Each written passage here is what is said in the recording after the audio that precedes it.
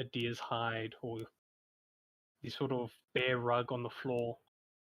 But aside from that, there are still quite a few blankets as well, all hand skinned from animals themselves.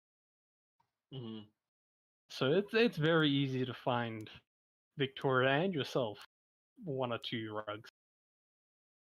Mm-hmm. Just to make sure all of us bought winter clothing. None of you bought winter clothing. We were given winter clothing. Yes. Oh, dang it. Shut up, phone. Yeah, I remember. I don't remember who gave us. Wasn't it the Haragon? It is clearly the seller. He saw the great cola in Zoralis, and he bowed down and gave us all free clothing to not be smitten down.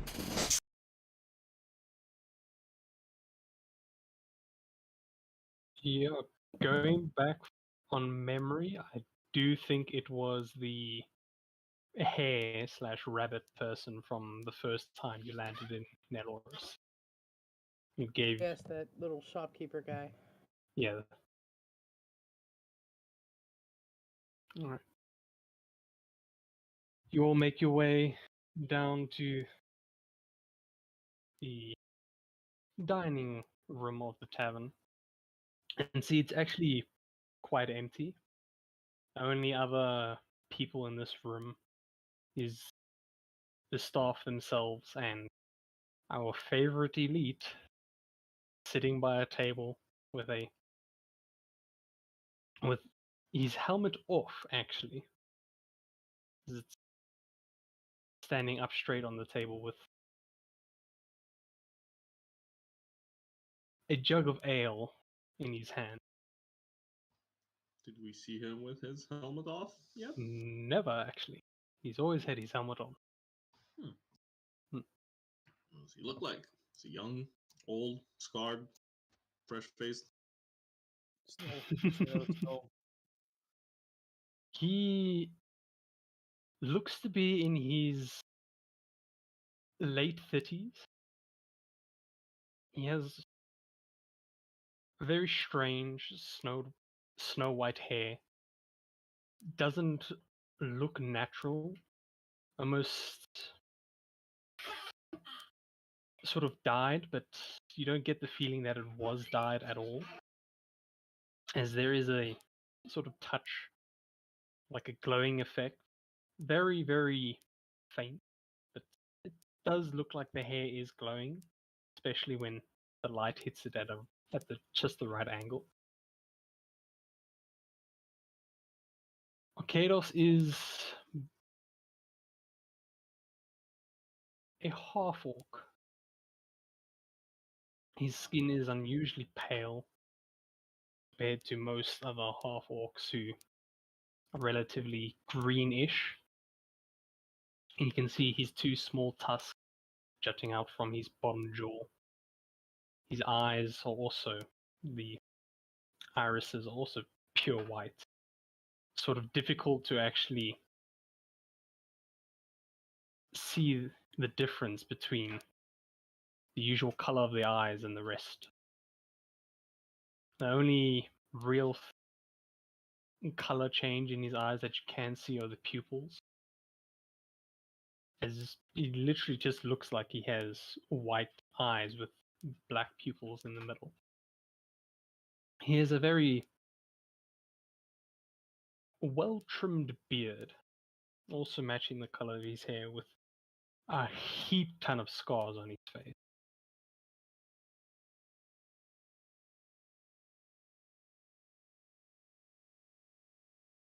All in all, he looks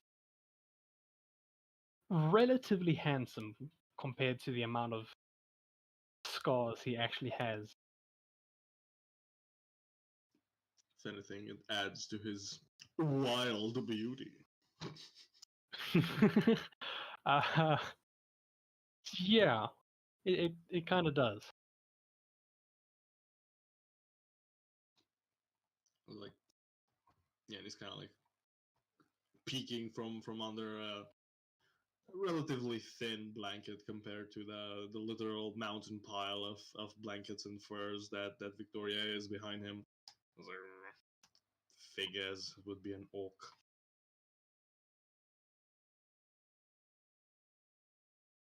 One of the staff members. Wait, actually, let me roll to see if they heard you.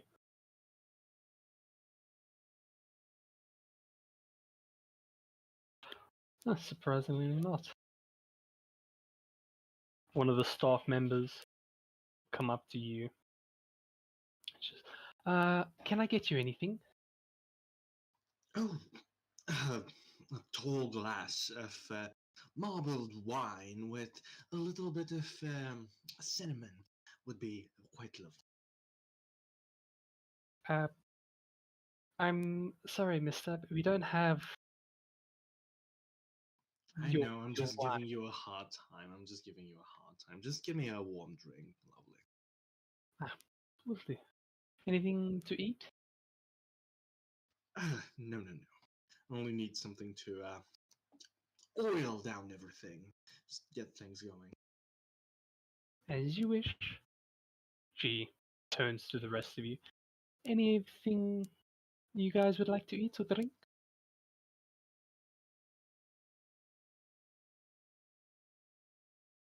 Nothing for me, thank you. Scrambled eggs. Maybe a nice salad. The great Cola in Soralis sustains himself under praise of all the mortals that yet exist because he protects them. He will I'll also just drink- pray. I'll just pray over your meal. How about that? The great Cola in Soralis accepts the measly offer. She gives you a sort of weird, confused look. And like, all right, I'll be back. Make yourselves at home. And heads off to the kitchen. And he's like looking at the others. So, are we supposed to sit with the elite, or is he just hanging out casually around us? Well, he wasn't here yesterday until like he let us here and then left. So unless he's going to pull us from breakfast, I don't really know. I do recall him mentioning that he was going to escort us to the academy today. So hopefully he lets you all finish your breakfast before he decides that's necessary. Ugh. That's very fair. The least amount of time that I have to spend in his company, better. He begins making his way on the opposite end of the fucking establishment. As you take your first step away from the elite, he calls out to you guys. And where do you think you're going? There's a small fuck in Elvish. Like slowly turns around. You can see his eyes are trailed onto you. He is not breaking eye contact at all. Do not worry, we're not trying to run away or anything, just planning on enjoying our meal without the eyes of everyone being drawn by the might of an elite. Well, good news. I'm not staying for long. He sort of chugs down his drink, stands up and picks up his helmet. I just came here to tell you that I won't be taking you to the academy today. Plans have changed, and someone will come and see you this afternoon. Oh, thanks to gods up above. Are they another elite like yourself? No, they're not. Be rather stupid to send another elite when I'm already here. The good news just keep on piling. Well, I must be off. Puts on his helmet. Don't leave the city walls. We will find you. and assume you're up to something no good. Of course. My heart already bleeds in desperation at, well, the lack of your presence to escort us. Do take care. With that, he just leaves, sensing your sarcasm. Wonderful. Finally. Brother, is it on your bucket list to find at least one person per continent or country we visit that you absolutely detest? It's what gets me going in the morning.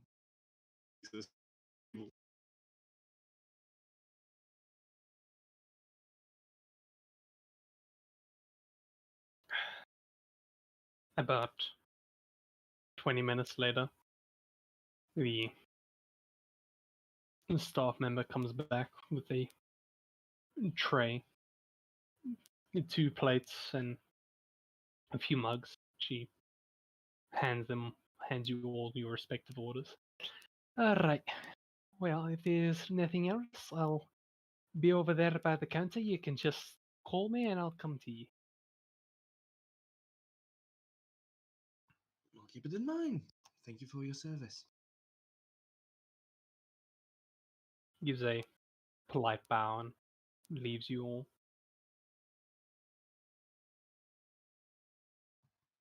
Man, if all the people, if the elites would be just like as polite as the people of their own kingdom, wouldn't have a problem. Being regarded as one of the most powerful warriors might give him some ego boost. Some, yeah, I think. It's taken some extra helpings of ego, I think.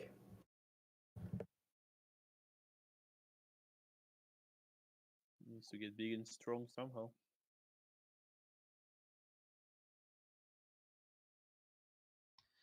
That's fair. That's fair. But do we have any sort of hint as to who this individual that is supposed to escort us might be? Did he any mention at any point some sort of acquaintances? Doesn't seem to be the type to make acquaintances of any sort of type. Give us any decent amount of information, so no, I'm probably just as clueless. I'm sure they'll make themselves known.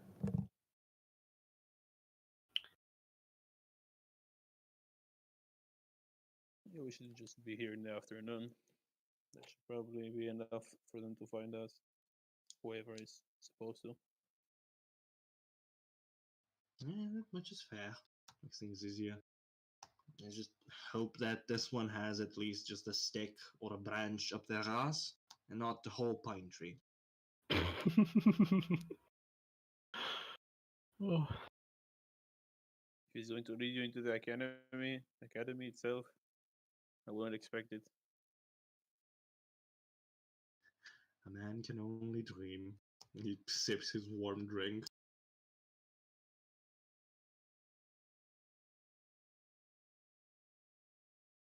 well, you guys have the entire day till morning to do what you would like. If you'd like to explore the city, by all means. If you'd like to do a few things, by all means.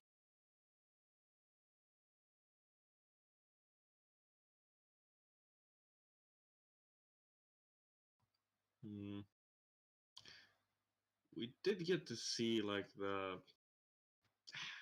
I guess where the elite like gather or like their command post, barracks slash whatever. You didn't see that on the way in, no.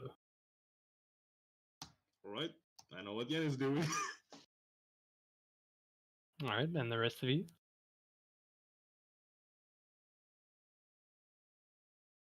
I'll go to the waiter who gave us all the food and ask if she knows where the High Speak Inn is. Oh yes, that's on the next level of the city. It's you just need to go up the hill and about to the left of Pines Grove Avenue, you'll find the tavern standing up straight and high. It's it's difficult to miss if you don't know where to look. The upper level is accessible to anyone. It's my first time at the capital. Oh yes, yes, it is. There are a few guards situated by the stairs, but it shouldn't be a problem for you to get up there.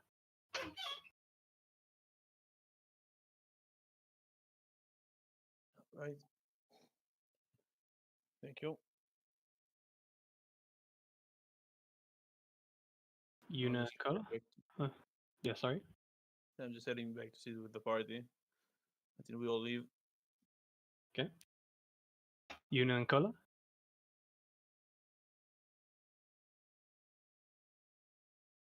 Want to see where the elite gathers. Cool. And Yuna, I'm assuming you're gonna join them, right? Yeah. Cool. Yeah, she's not letting Yanni too far out of her sight for a while after his little silent stint. Cool. We'll say that Tyron and Lily will stay in the tavern, not wanting to mingle with the crowd of Nelors. So let's start off with Lambus. You will follow the innkeeper's directions as best as possible. You come to the stairs, you do see a few guards situated at the bottom and the top. They take notice of you, but don't really stop you at all. When you get to the top level, you can see the buildings are a little bit more. How should I say this?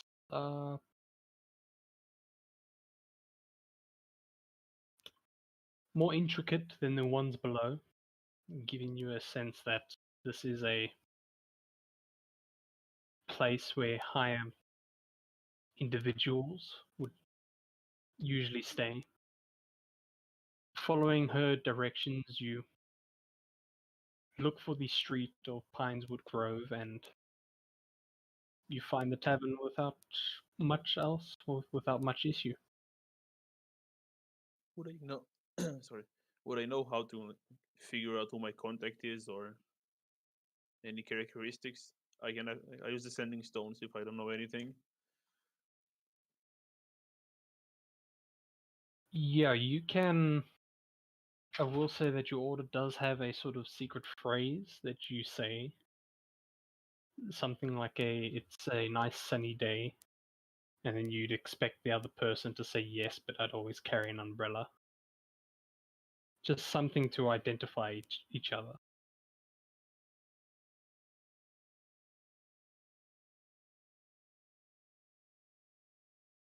Okay.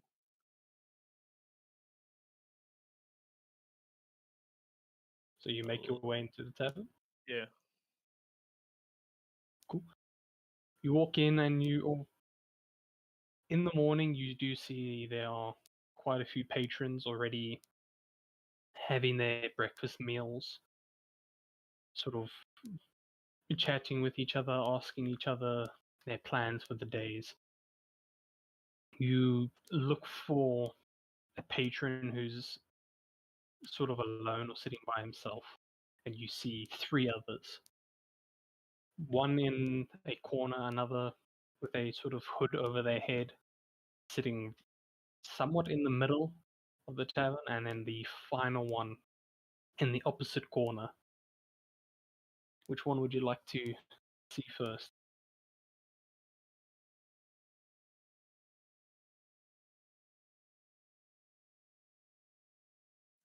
Practically a gamble.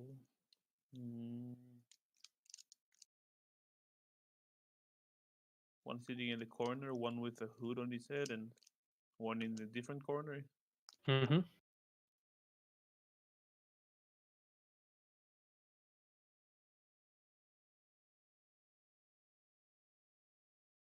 I'll go to the third one in the other corner.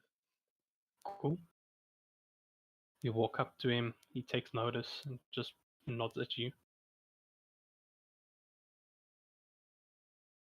Like, out of character question, what was the weather outside? Nice sunny day.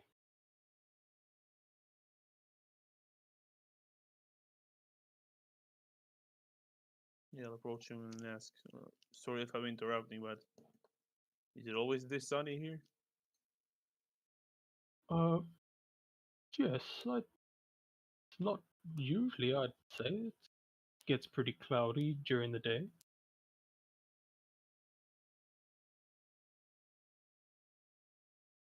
You Thanks. instantly... sorry? Go ahead.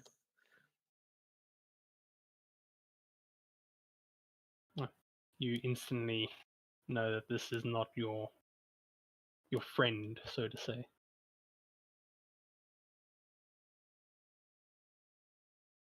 And I'll head to the barkeeper and grab a drink. Alright. You get a drink.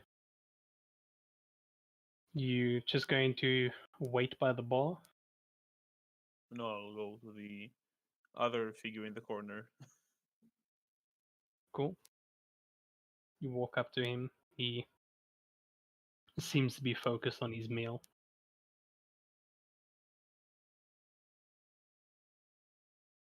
How big is the place? It's fairly large, about 50 feet, sort of. It's quite a decent sized place. There's enough room to where 3 people can walk shoulder to shoulder and not hit a table. Okay, yeah, that's really big. Then I'll Yeah. ask him the same question. Like, say the same thing I said to the first guy. And I'm new to town, and is it always this sunny here? Oh, yes, but it never hurts to keep an umbrella.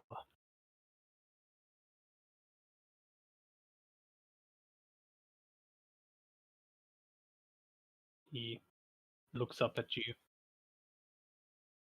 Please, take a seat. I place my mug of ale on the table and take a seat.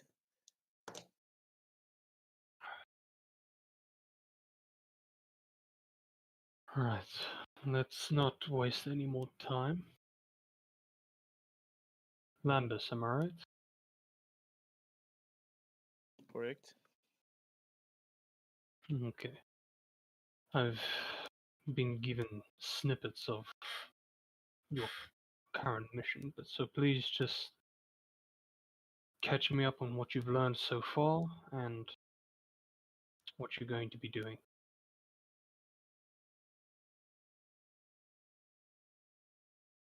What mission I was given except for following the misfits? Right now, your current mission was to follow the group. Yeah, I'll just tell him.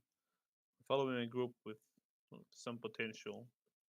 They are was sent by a king here for a cure. They have to find the Feywild for it. I was told to help them.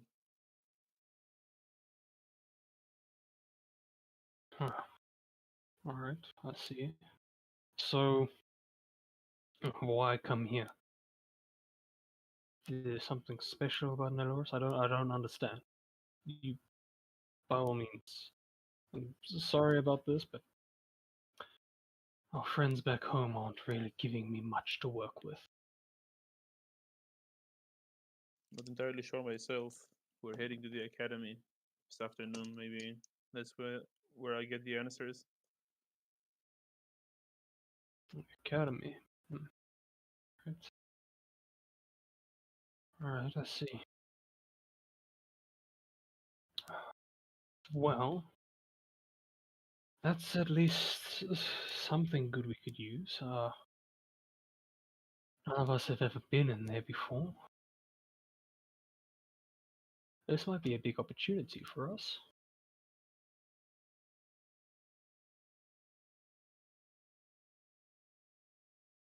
You see, he seems to be in deep thought very quickly.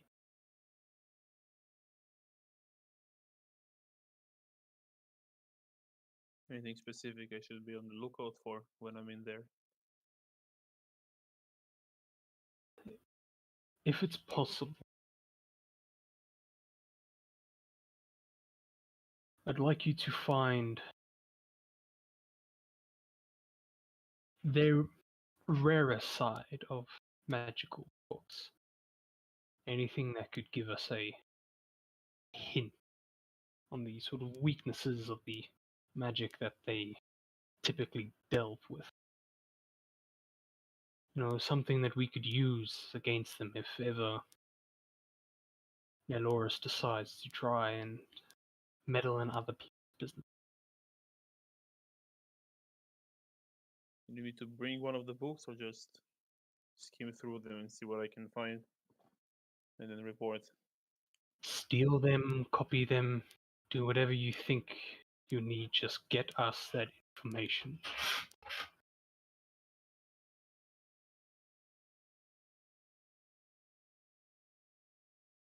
Think you can do that?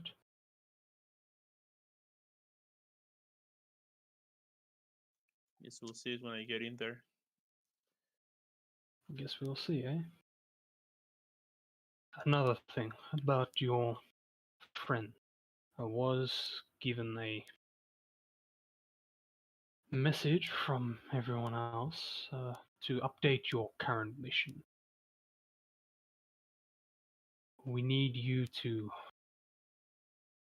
befriend this group.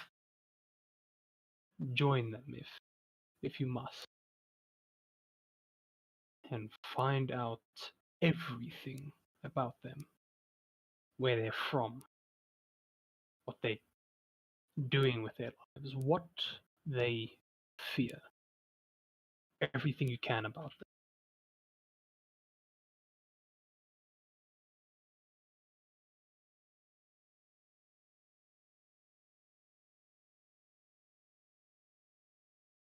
Any specific reason? Well, with all the rumors that we've already heard about how they defeated a sandworm, discovered a red renegade's hideout, and from what I've been hearing recently, already attracted the attention of the elites. It's a group like that is already making a name for themselves, and you say they have potential.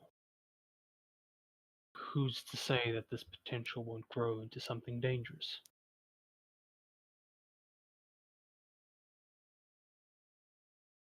You understand where we're going with this, right? Contingency. Exactly.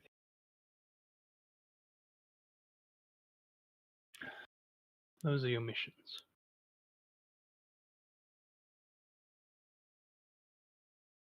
And from... Sorry? Yeah, go ahead. And from you saying that you're going to be visiting the Feywild, or trying to at least, it may be in our best interests that you at least know a way back. He pulls open his cloak, takes out a scroll and hands it to you. Once you have finished your business in the Feywild, you can use that to come back here. I've set it so that I've set it so that you will appear outside of the city walls, not inside of the guards, but in a place where you can just walk back in. Now, be careful, because once you use the scroll, that's it. It's useless. Be sure that once you have finished your business, use it.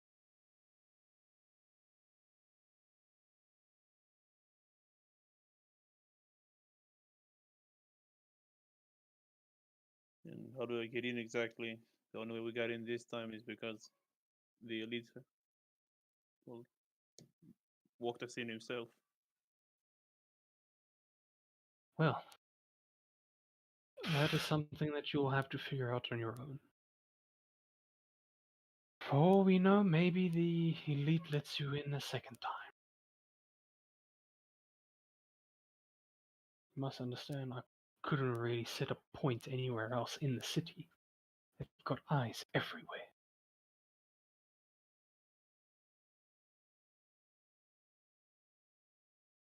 Yeah, understood. Well, if there's anything else, I believe we're done. The scroll works only on me. No, it's work up to 8 other creatures. So, it should be more than enough for you and your group to get back. All right. Yeah, then this should be it. I'll stand up. Alright. You can add a scroll of plane shift to your inventory. Okay, I will. Cool. And on that note, I'll be right back. Alright. We'll move on to the rest of you. You make your way out of the tavern and immediately come with the issue of not really knowing where the elites gather. So your first instinct is to ask one of the people nearby, and they instantly give you the accurate directions towards the Hall of the Elites. I mean, the person that you ask even volunteered to lead you there as sort of a pilgrimage for them to visit the hall, but strangely enough, when this person leads you there, he doesn't step into the ground.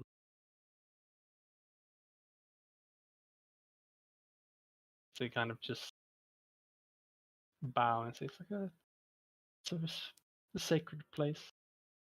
We're just allowed to pray. The elites don't typically like people visiting much, but we can when the doors are open. Is that a hard rule? Something that everyone needs to respect, or is it simply a mutual understanding that people come to? A mutual understanding. It's by all means, the Hall of the Elites is a place where it's like our last defense, you know? So people are allowed inside to get familiar, but it's also the Elite's home, and you don't like it when people suddenly walk into your home, do you? The guy thinks back at his home. I mean, my opinion doesn't really matter in this point because it's kind of skewed. But I do get your point. I understand what you're getting at. Sure. Well, if this is not a written law, I think we'll be excused if curiosity gets the better of us. We won't be bothering anyone. And don't worry, we won't be bringing up your name if anyone asks. We don't even know it, anyways. Oh, okay. Well, please just be very, very respectful when you're inside there. Of course. What's the definition of respectful? You know, the camera slowly turns to to Cola. Why do you look at me? I am the pure picture of respect. Even though they should respect me. They only exist because I allowed them to. It's saying stuff like that would kind of send some mixed messages when you say stuff like that.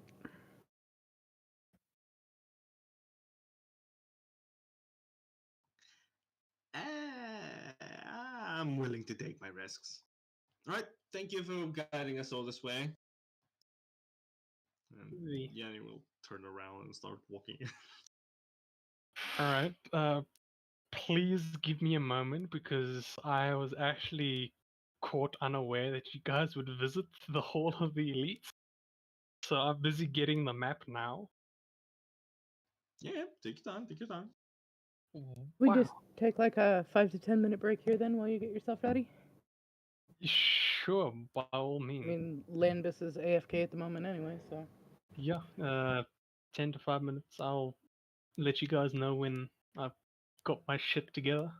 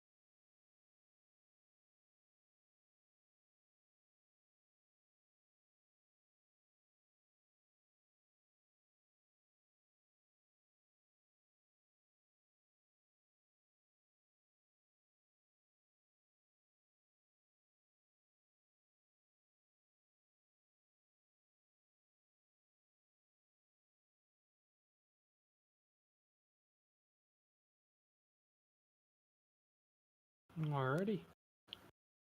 You guys still here? Yep. Oh, sorry, Lambus. We were taking a quick break as I was hastily getting this map all ready and that. Because I was not expecting them, but you all walk, or the three of you walk through the pretty large stone doors of this massive hall. And immediately you're greeted with rows of pillars, all stacked with statues of what looks to be knights. Every corner of this room is lit and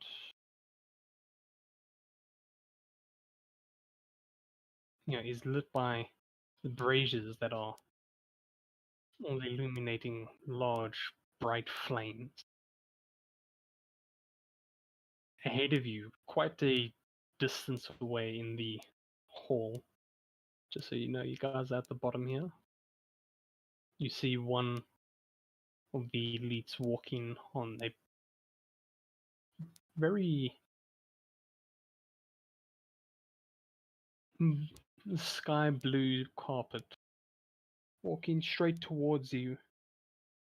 In the very, very far distance, you can hear what sounds to be the clanging of metal.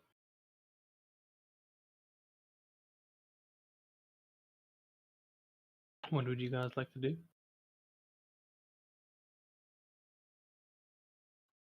Investigate what the clinging is about. Askis? Oh, beg your pardon. YOLO. Investigate what the metal clinging is about. It's alright.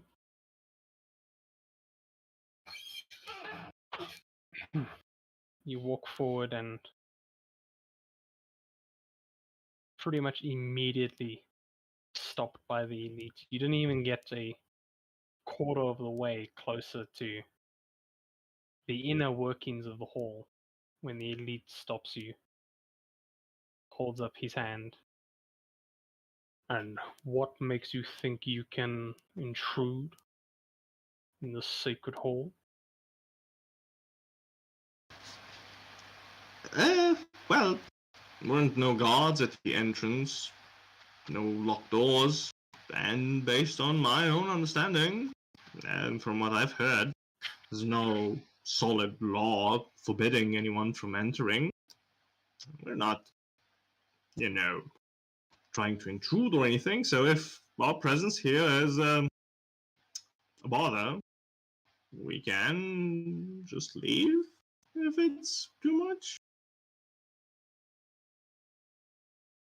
You can sort of see by body language the elite tries or goes to say something, but is seemingly stopped. Can seem like look back.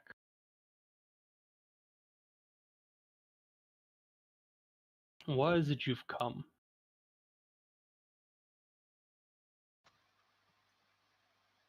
I think curiosity would be the main factor.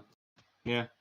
We were fortunate enough to be accompanied by one of your ranks, and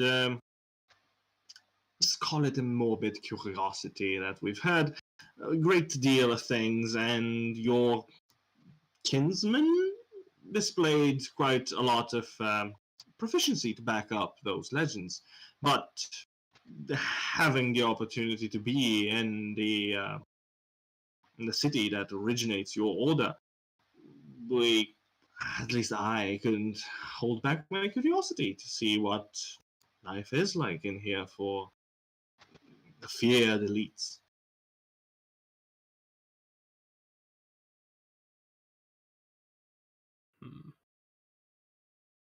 Very well. But before you continue, understand this. These halls are a sacred place, not just for our order, but for the dead.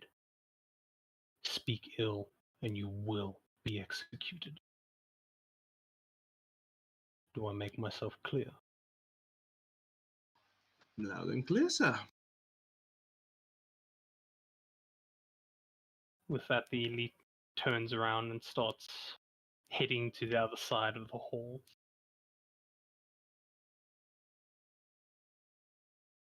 As you guys follow, you get the very eerie feeling like all these statues on the pillars and the walls are staring at you, sort of following you with their gaze.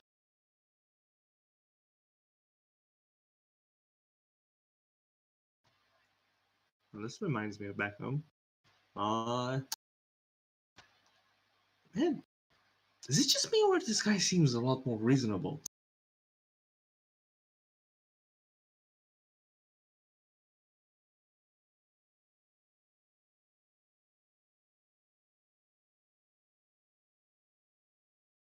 So far. Guess the other one had something to prove.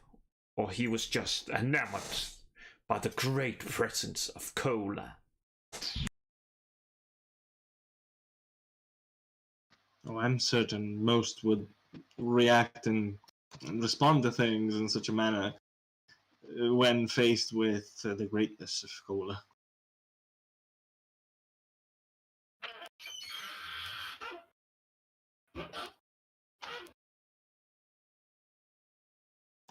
So, are you supposed to be a guard at the entrance, or do you just happen to be at the front of your sanctuary? I was paying my respect to one of my fallen comrades. Huh. Sorry to have disturbed your service. Remind me your guys' passive perceptions. I really need to write these things down. Let me do that now, actually.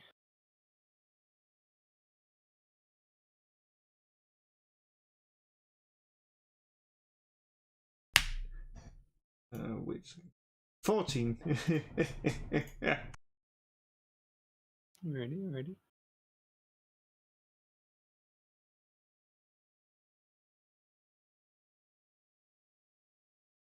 Same for you. 18. Ooh. Alright, cool. Yuna, it's a little difficult for you to notice, but you see sort of on the base of each and every single statue is a plaque, the name that has been hand engraved, like chipped away in the stone of each and every single base. On these plaques, you can read names.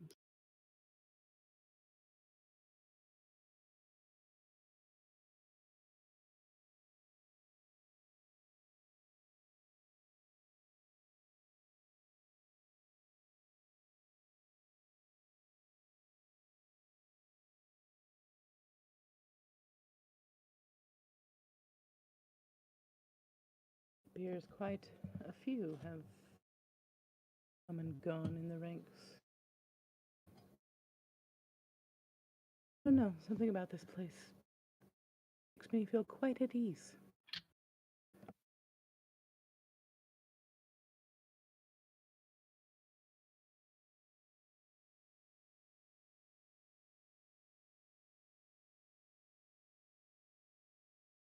All right.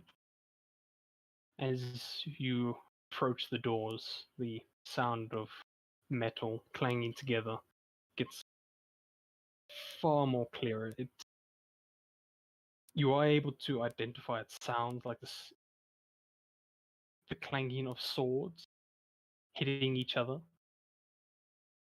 As the elite pushes open one of the two double doors, you are greeted with a impressive sight. This hall stands up tall, reaching about 100 feet into the air. Alongside it, you can see a whole bunch of sort of trophies, should we say, as they are weapons of all kinds decorating the walls. Sometimes even the hide of beasts and the skulls of fiends. Aside from the 4 pillars that reach the top of the sort of domed roof, you can see 2 lifted platforms, each with a certain amount of what looks to be training equipment almost. There is the typical straw uh, targets, as well as a few what looks to be wooden planks. Not really sure what those are used for, but these planks are littered with blood. In the center is a indent into the ground where bright yellow sand is filled in. In the back of this place, you can see a very tall golden statue standing behind a throne which a female human sits on.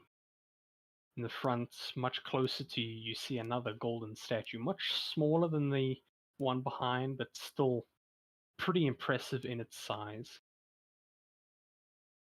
And of course, here and there are a few elite, all of them watching too in the pit, so to say, fighting each other with swords. Both don't really have their white armor on, as the only thing that you could recognize of the armor is their lower half, as it seems they've kept the leggings of the armor on, so it's just 2 elites battling each other with the bottom half of their armor. They look pretty bloodied, as you get the sense that they're an equal match for each other. None of the elites in this room have noticed any of you. And the one who has led you isn't saying a thing. He is respectfully watching. As we like continue to approach, we'll address the one that's leading us. Are we assisting at a practice match? Is this a punishment? Is this a how you people are doing training? This is what we call the blood trial. It's where each elite is paired with another and we fight. The one who loses is the one who must learn from their mistakes. It is a way where we can identify how we can beat each other and improve upon it. So in a sense, it is like training, but it's more formal occasion. Are we allowed to what's the word? Not witness it, just admire it as well, I guess would be probably the best term. You'd be ashamed if you didn't admire it.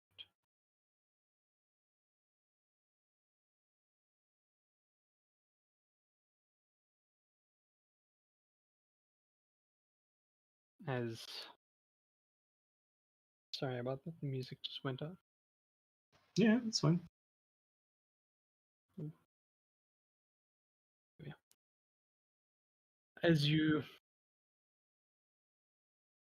watch these 2 battle each other, which from without any sort of insight on from what you've just learned from the one that led you, this honestly looks like a battle to the death.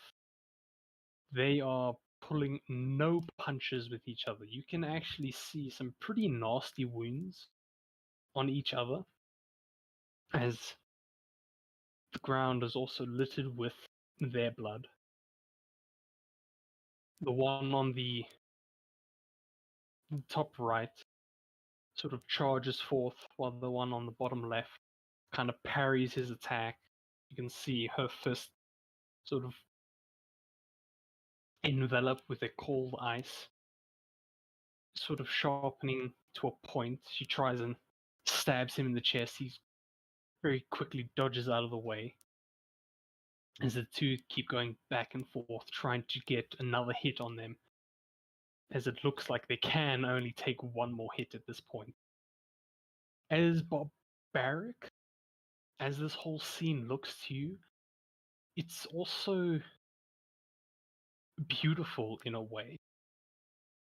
How these two figures are perfectly matching each other's movements, perfectly applying just enough energy to parry or to strike at an attack.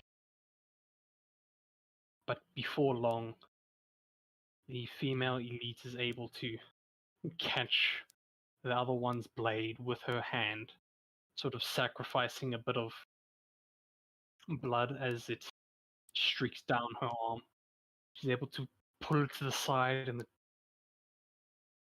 get a very looks to be fatal sort of strike as her iced hand kind of stabs him in his chest. He goes onto one knee. She pulls it out and the guy falls to the ground. All the elites clap and cheer as the female one also falls. A few that were standing on the sideline hurriedly move to the others and carry them away into a room to the left. By now, the remaining ones in the hall have noticed you all, and I'm gonna need you all to make me an insight check.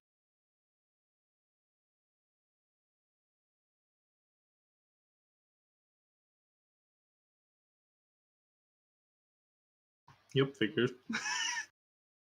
Ooh, That's fine. that is fine indeed, Kola. Yuna and Yanni, there is a powerful sense of what's the right word for it? Admiration. We'll use that when we get to you. A powerful sense of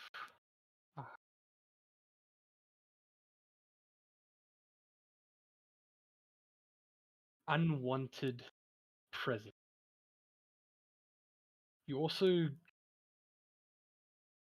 feel a little intimidated as the display you just saw now. You gather as much. They've all been through this. They've all done this who knows how many times. And you can see them sort of having their hands ready with their weapons.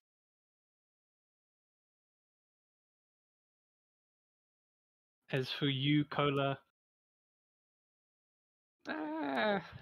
you don't really give a shit what they think about you. You're just there. If they care enough to have a bother of your presence, then that's their fault. They're missing out.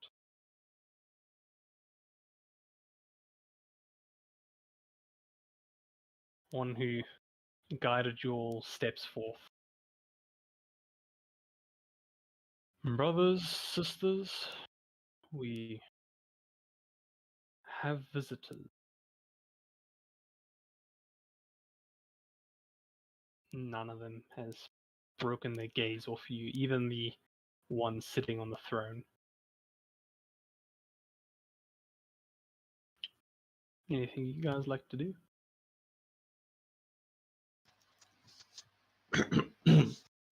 Well, it appears that we might have chosen to intrude at a very inopportune time, not only disrupting a service of the dead, but also the conclusion of a very impressive blood trial, I believe it was called. Apologies if our presence here is taking away from the sanctity of the duel we just witnessed. We came into contact with one of your own and were rather driven by curiosity to learn more of what makes the elite of Neloris what they are, past the legends and, well, the demonstrations that your kin was capable of.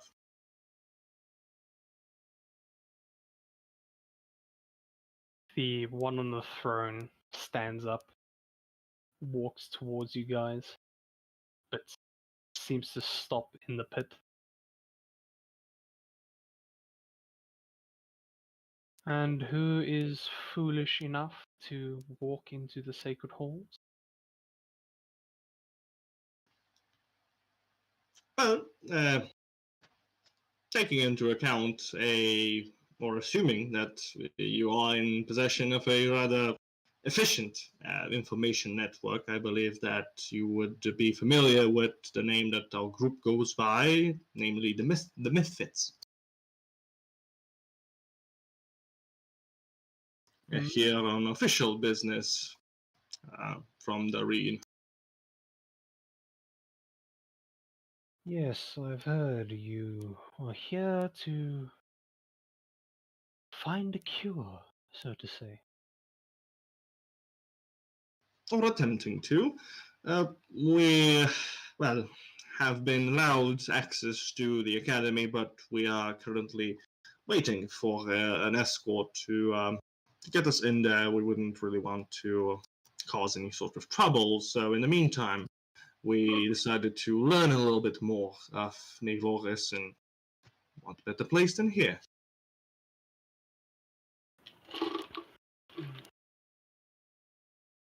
Well, brothers, sisters, we can't blame them for wanting to learn. You can see all of them seem to relax as they let go of their weapons. And without saying words, they all just go on with their business. Some of them going to practice a few sort of techniques on the dummies, while others just seem to head towards the same room that our contestees went to. The one who led you, though, stays and just watches.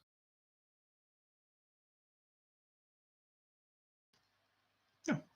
For a moment, I was rather worried that maybe you were trying to allude that some of your compatriots teaching us a rather harsh lesson. A thought did cross my mind, but our medic or our healer has her hands full right now. Better not overwork her. Yep. In that case, I could assist. I do have some sort of medical and regenerative capabilities of my own. No need. She kind of gestures you guys to come closer.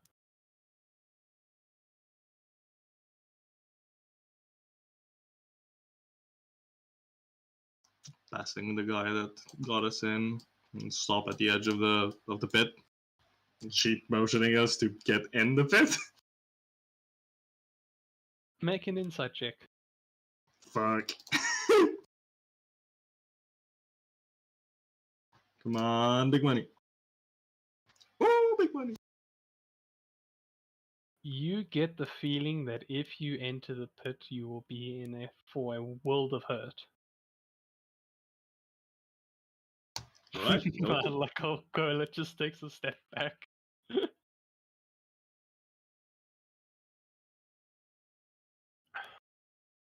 Well, you want to learn something? What is it you'd like to learn specifically?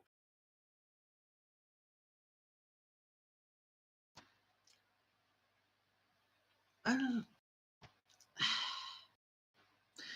your kind seems to be rather proficient with magic, and as a magic practitioner of my own, I'm not too terribly, well, hopeful that I could learn anything in the martial arts, but rather in your mastery of the ice magic that you seem to employ.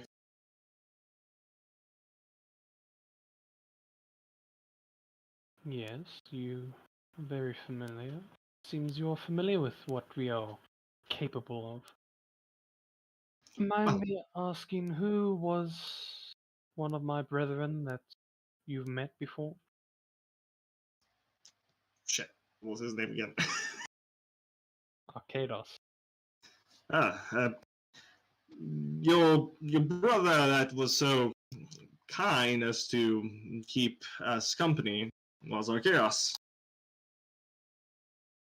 Brother Arcados. Hmm. Well, whatever you've heard about us is, should we say, accurate. We are masters of magic of ice, as well as any weapon that you can think of. Does that answer your question? Well, if your brother wasn't convincing enough, the previous display was plenty convincing. However, that only raised even more questions and some intrigue on my part. Why, by all means. I have all day. I just couldn't help myself but think that, well, in that last particular second, if the opponent could have used his torso to spin it around, much like this, and he uh, gestures over to Victoria as she spins her torso freely, and then they could have simply dodged that last blow, managed to deliver the final blow themselves, and the tables would have been turned. She takes a strange interest into Victoria and steps forward. And this contraption you made yourself? Oh, yes, indeed, my second finest creation.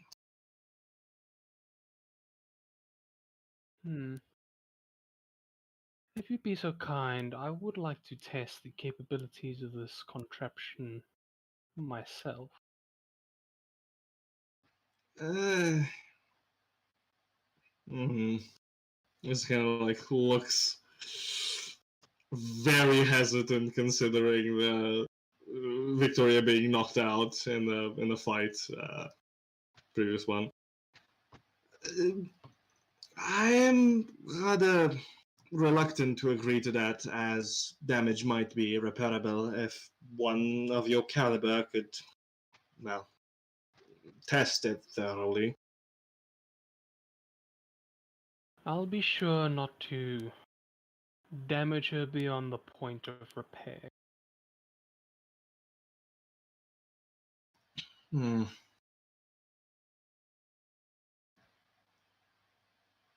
All right, with the condition that I join her. The remaining elites in the hall sort of look towards you. If that is your wish, then by all means, just step in the pit.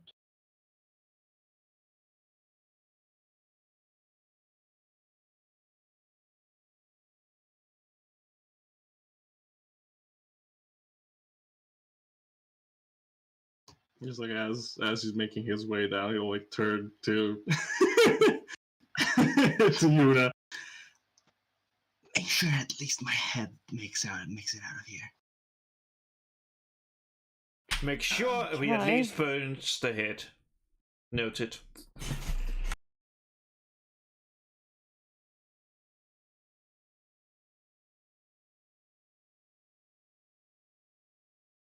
All right. Well, just roll initiative for you and Yuna. No matter what you roll, you guys will go first because this elite will allow you to go first. It's just to see who of you two. Oh no, wait, you're gonna. Right. You know, well, Victoria will go after you always. Yeah. I forgot about that. Never mind. Initiative was useless. Okay. Well, the pit is yours. What would you like to do? Well, bonus section, Blade Song, and then I think I would rush up, ready up a booming blade with the trigger of having Victoria on the other side of her. And as my turn ends, Victoria would rush here, take the dodge action by default because I used my bonus action for the Blade Song, and then I will select her, or attempt to, with a Booming Blade. All right. Roll the hit with advantage.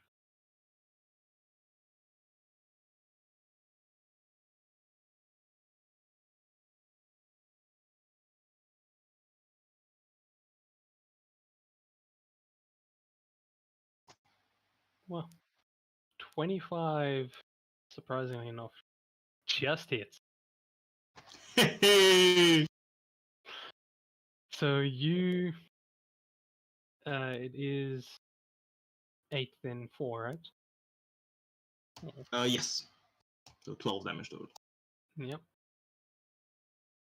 You and Yuna both rush forward, going to her flanks. As you make your attack, you are able to actually get her underneath her armor as the blade just kind of stabs against it and is sort of dragged into the weak spot, leaving Mhm. just a scratch behind. She doesn't flinch at all once you pull out your blade. Now it is her turn, I believe. So, good luck. Thank you. First off, she will make her attacks. All 30 of them. Don't worry, there's not that many. So it's just tumble through, then 2 sneak attacks, and then just move away. Oh no, deploy cover. Somebody's reading up on Pathfinder. I see. Alright. That's a 19, a 25, a nat 20, Oh. a 18. That was a 2, by the way. Are they This all? one, wait, this one was a 27, and the last one was a 24.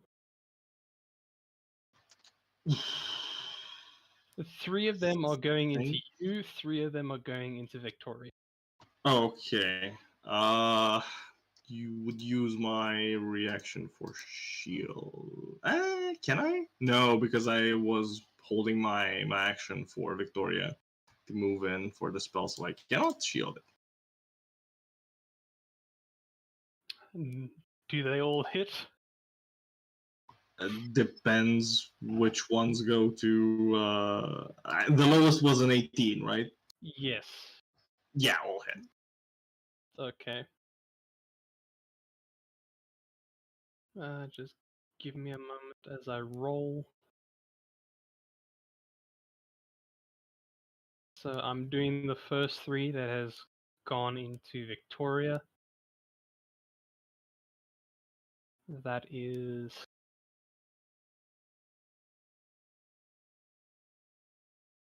Let me actually pull out my calculator for this. It's over 9,000.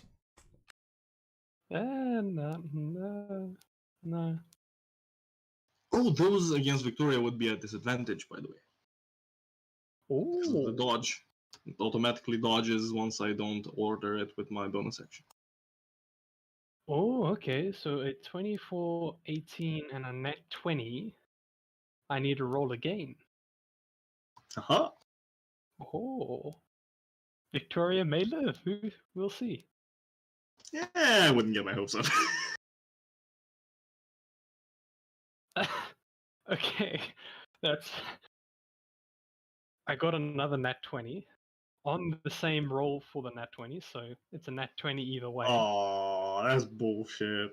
I'm so sorry. Then we've got a 17, which was a nat 1. Yeah, it still hits. So yeah, no matter what, it still hits. Fuck. You're joking. Yeah, AC 15. Okay, well, they all still hit then. Damn it. I was hoping at least the crit would be neutralized, but alas. Alas, we tally up the damage.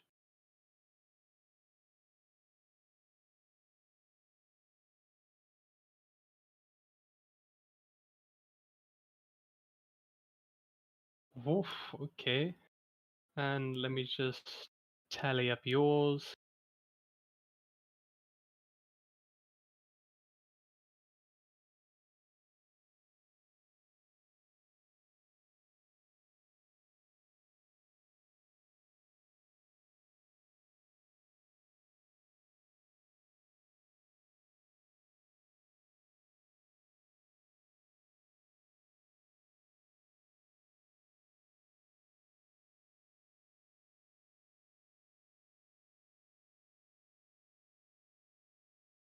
Alright, that is 91 points of slashing damage into Victoria, plus 18 cold, and Yep.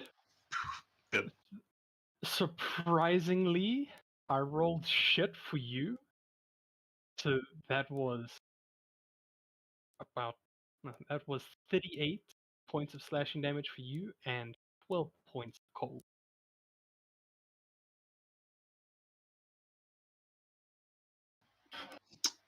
Well, You're down. yeah. So in the brief moments of consciousness that you had, you pretty much saw a blur in front of you as this person just pulled out this sort of magical sword, kind of just suddenly appeared in her hand. It looked very jagged, very sort of ice almost. Like the blade had been soaked in water and then just pulled out and chipped away with all the ice around it. And just 3 slashes. You couldn't even see sort of the time it took for this figure to swing those 3 times into Victoria, and pretty much Victoria is sliced into 3 pieces. Before you could even react or see what's coming, this figure turns towards you and slashes you 3 times, followed by darkness. The other 2, from outside, you can see how impressively quick, because to you guys as well, she just looked like a blur. Oh no, I hate blur. She makes the sword disappear and looks up to you two. Your friend is a bit overconfident, isn't he?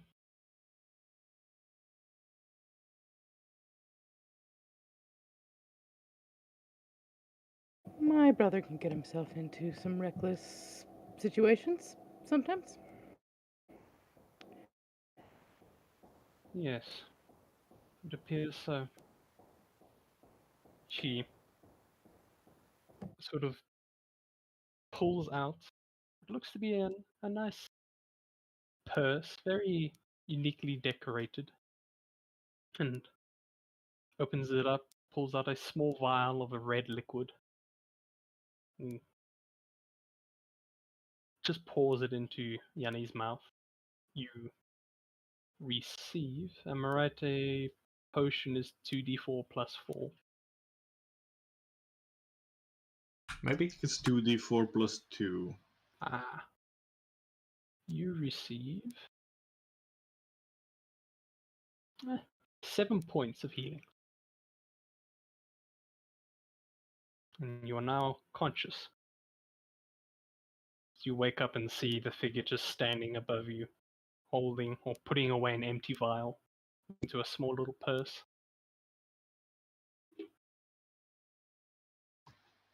Yep. He'll just mutter impressive and rush to Victoria to immediately start preparing her.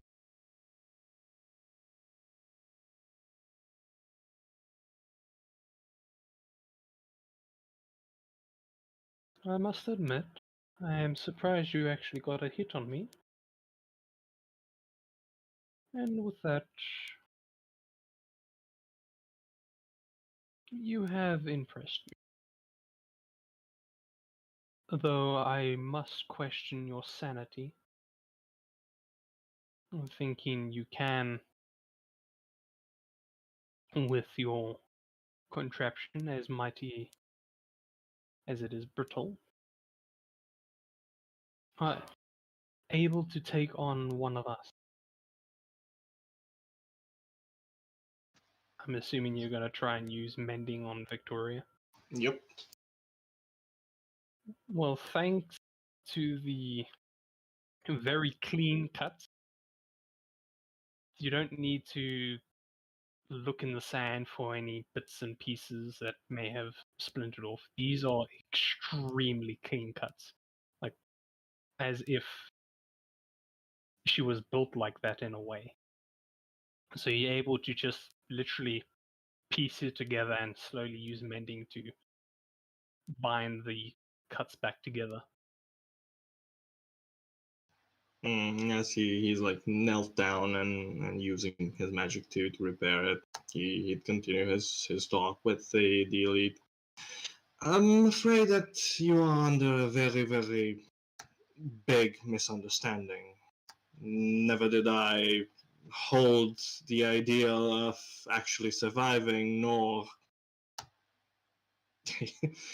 deluding myself that I would get anything out of this apart from the experience.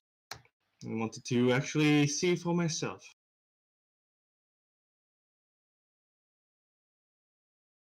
Then I must question your sanity further. Most do. She takes a step back and waits for you to finish. Takes a nice seat on the stairs.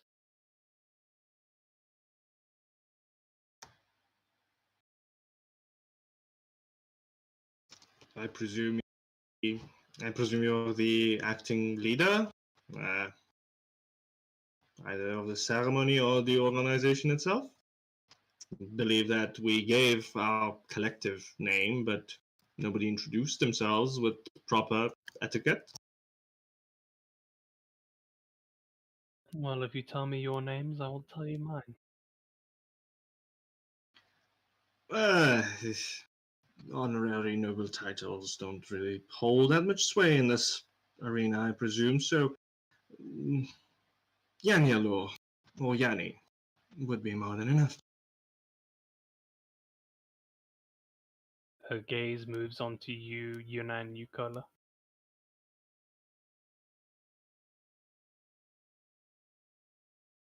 And I'm Yuna. That's no point in getting too formal about it.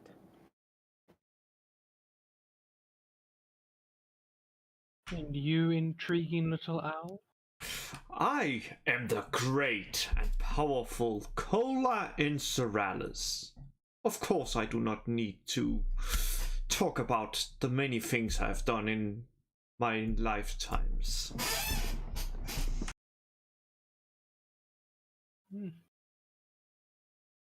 She takes note of your names and gives a nod.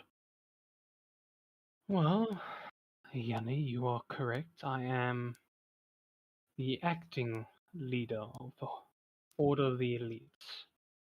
My name is Senko, and I will remain as acting leader until one of my brethren defeats me in combat. And sadly, I feel I will be waiting for a long time.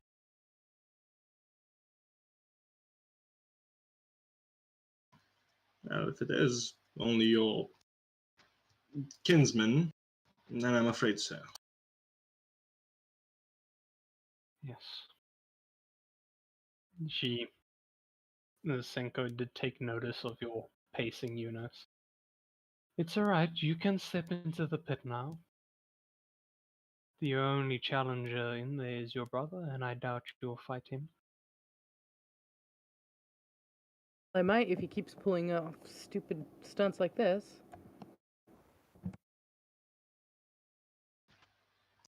Oh, come now, dear sister. I am sure that you took great pleasure in seeing me getting my ass handed to me. Only a little bit, and then I didn't. So, quit doing this. And she will, like, smack him upside the head. Lightly. Ow. Deserved. Deserved.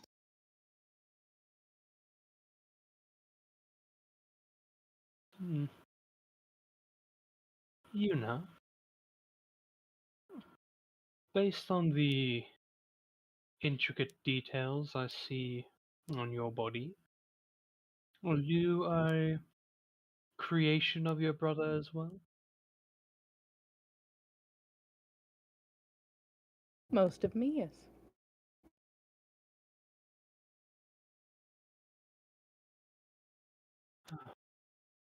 I feel it's a private matter, so I will not dive any further. Well, if any of you have any more insane requests, I'd be happy to oblige. If not, I don't see any more reason for you being in our hall other than to learn a little bit more.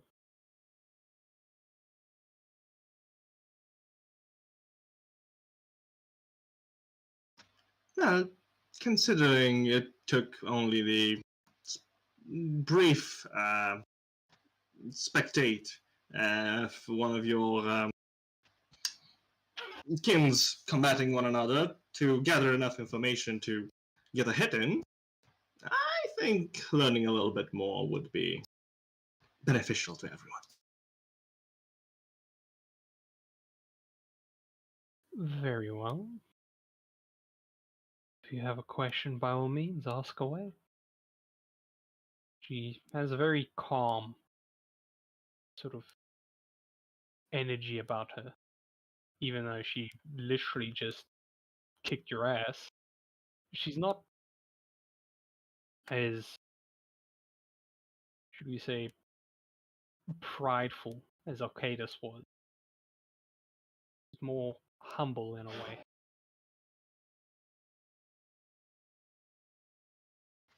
If it's not too much of a bother, since you seem to have inquired onto my two greatest creations, and mind you, this makes it so that the elite isn't proficient with every known weapon, as these fine ladies over here are very much killing weapons. I do wonder who is making your magical equipment. Are you forging them yourselves, or is the kingdom providing them for you? I was wondering if you'd ask that question, but to answer, we do forge them ourselves. It's a rite of passage, if you will. For if one cannot trust the make of their own equipment, or trust the one making the equipment, then what's the point of using it? So to eliminate this, we created a ritual where those who have survived the grueling trials of and training of becoming an elite must suffer one more in making the very tools of war that they'll be using for the rest of their lives. Each elite crafts their own armor, forges their own swords, fights with both, protects with both, and inevitably dies with both.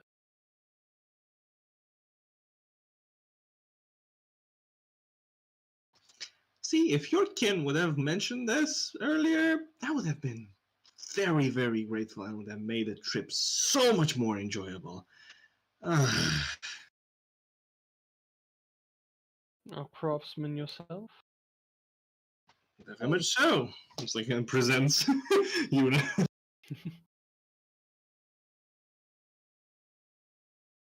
Well,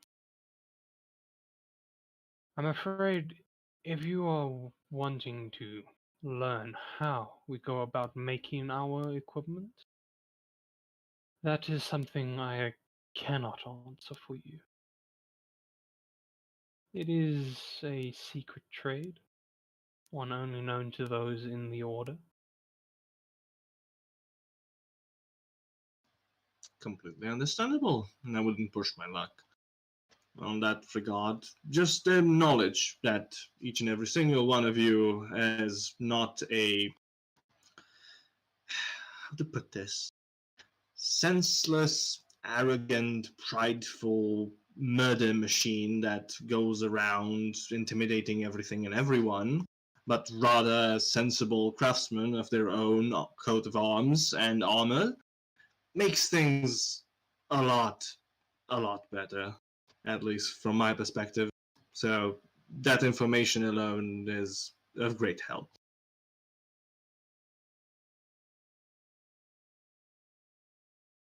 If you are unaware that we made our own equipment, that makes me wonder what else you are unaware of. Before you found this out, what did you think we were? Everything you just said now, or just a regular force in an army? Well, based on the presentation of your compatriot, I wouldn't really call this an army per se, but rather a special force that could be deployed by the kingdom whenever they see fit. Rather a special limited resource to be utilized in times of war. Strong arm, if you will.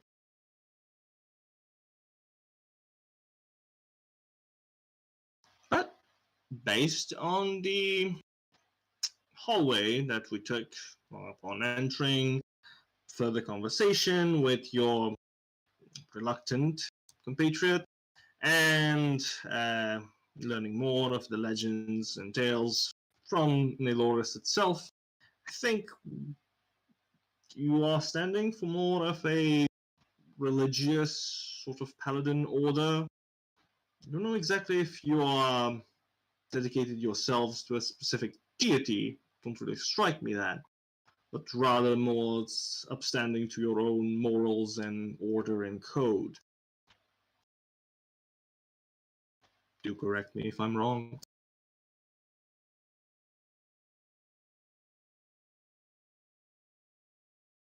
I find it interesting you mentioned deity. Does it look like we worship a deity? Do you see Any symbols that may relate to what? I don't know, do I? Make a perception check.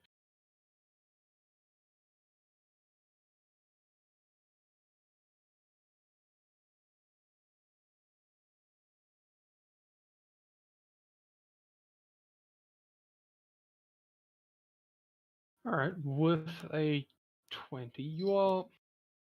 And taking a quick look around the room, you do see a few things that relate to dragons, such as a few skulls that have been skinned and just left as is. Pretty polished white skulls of a few dragons. There's no sort of religious sign that you would expect to see, like a window with a one of the gods on top, or a statue dedicated to one of the gods, or any scriptures written to the floors of the walls. So nothing that you could see physically, but you thinking back on your knowledge of the 10 gods, you do get a sense of familiarity between how the elites sort of test themselves constantly to Nemroseg the Tough.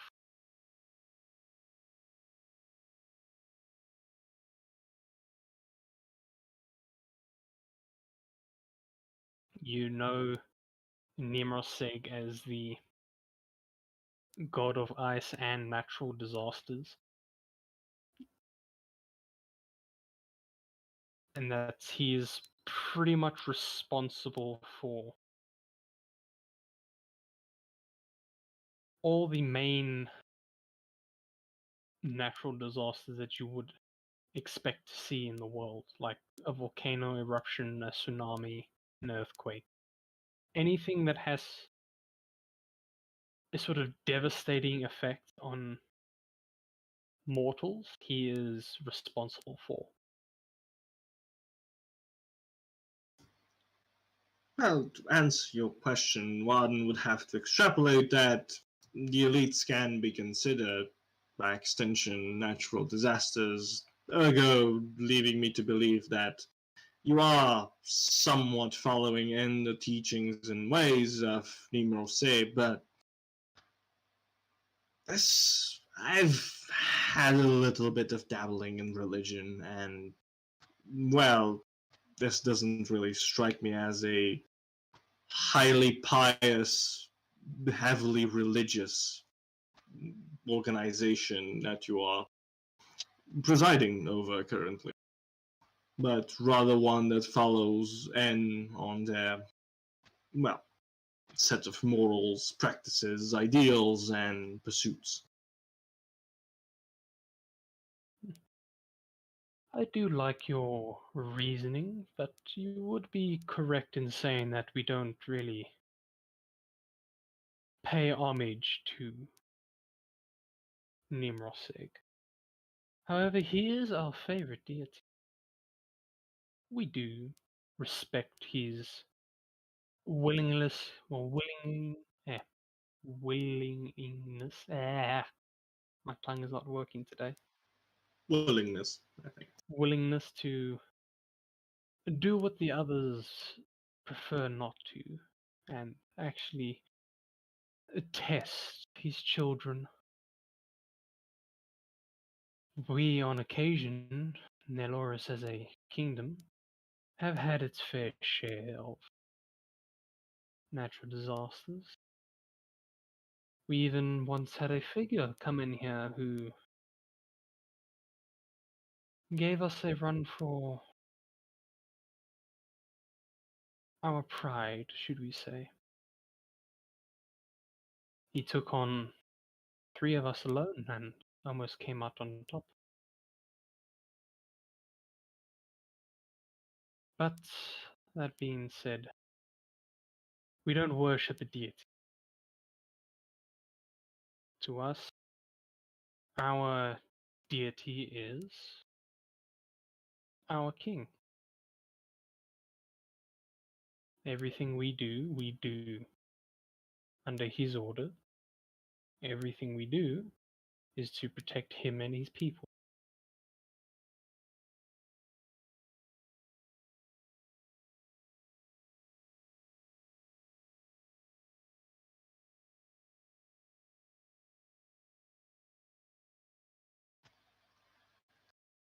It's like yeah, he has a moment when he like goes a little bit silent as he pretends to focus harder on like mending Victoria. But like under his breath, just like sometimes it's hard to always be right. Marad mending takes about 10 minutes to cast. 1 minute. Yeah. Isn't it one? It can be visually. No, yeah, it's 1 minute. It's a cantrip. Okay. Well, you're in about 3 minutes for the 3 cuts you're able to repair Victoria. She gets back up, looks around, sees Senko sitting down, and is extremely confused based on body language. They pat her on the head. Don't worry, Derry. You did all you could. She was just a little bit faster than me. A little bit.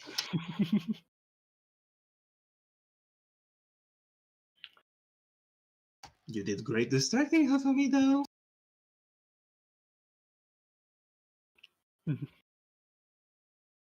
Victoria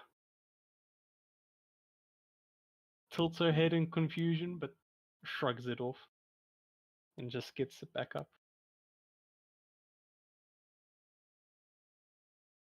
Ah, there we go. Good as new. Well, proverbially speaking.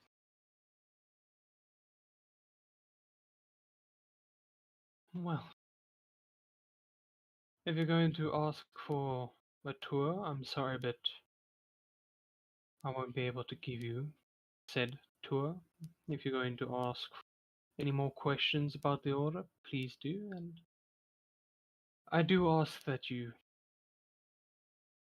hurry along with these questions. I know I said I had all day, but unfortunately that is not true.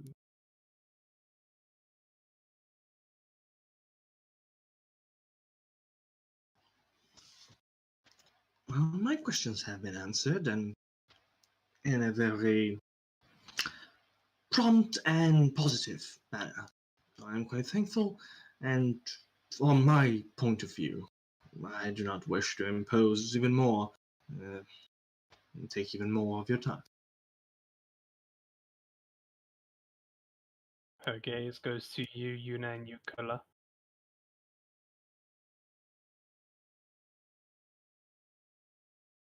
I have no questions. I'm of the mind that we shouldn't overstay our tentative welcome. And like yourself, we are on a bit of a time crunch for our tasks as well, so let's not linger too much longer. I do thank you for the opportunity to witness everything here and your willingness to answer some of my brother's over curiosity. By all means. And you, the great Cola? Any more questions on your side? In due time, the great Cola will know what he needs to know. But for now, he chooses to be satisfying with what he knows now.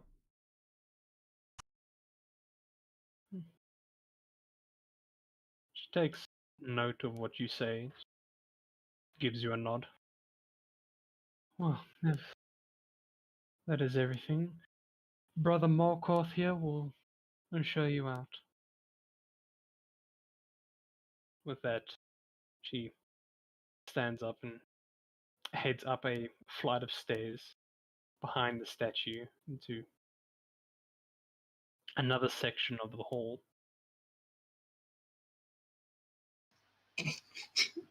Oh god, I'm so stupid. As we're making our way out with Brother Markov, or however his name was. Yeah. Can I cast message to her, to the leader? Sure. Oh, what are you gonna say? Oh no. Oh no. Oh god, why am I like this? Just hello there. The message would be among the lines of, well,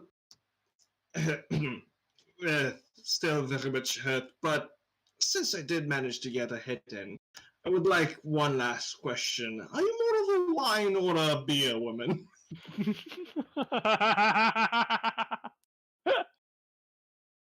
Oh no! I knew he was gonna try to invite her out on a date. Oh, I knew it. no. Oh.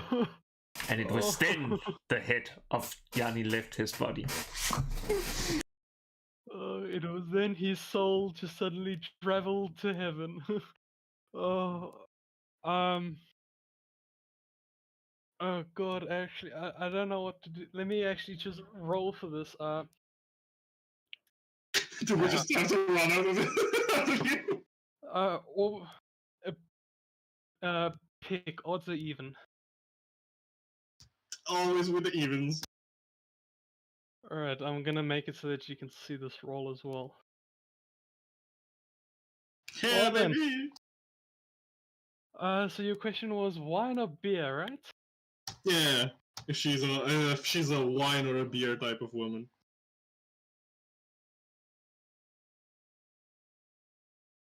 In a rather confused tone, you do hear from her. Just, I'm not sure why that is an important question, but I'll have to say wine.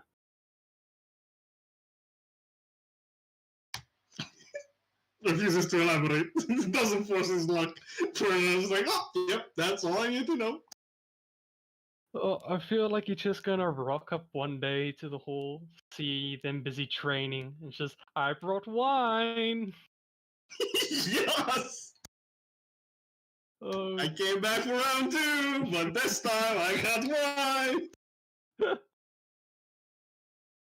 This alright. time we're playing my game. Let's see if your stomach is as strong as mine. I placed Dark Magician Girl down, and then I synchro summoned her.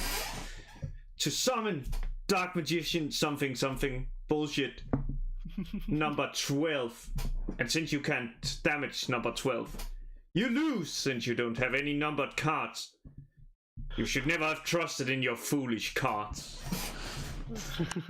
Fucking play a game of Yu-Gi-Oh! Oh, alright. Well, Markov leads you all to the entrance. Real quick, with message, is it a verbal thing or is it like a telekinetic? Whisper. Yeah, it's a whispered thing. Alright, let me just roll real quick. Okay. As you leave the Great Halls, Markov kind of pulls you aside, Yanni. It's just, Fuck. Ow, ow, ow. Not my shoulder. Ow, ow.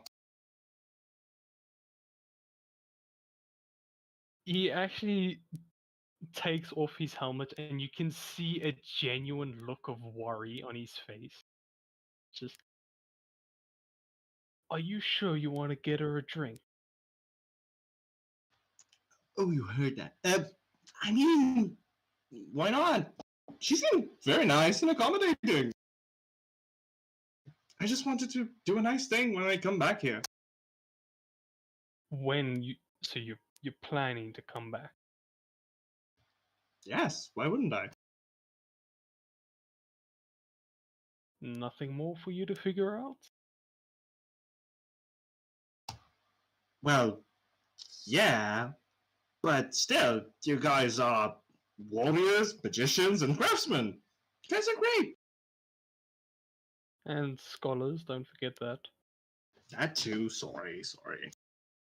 But still, I'm both a warrior, magician, a craftsman, and a scholar sometimes. So, I just found out that I have a lot in common with you guys.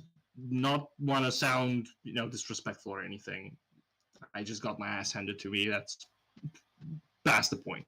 But still, pursuits very much the same. By the means that we reach those pursuits, kind of different, but still.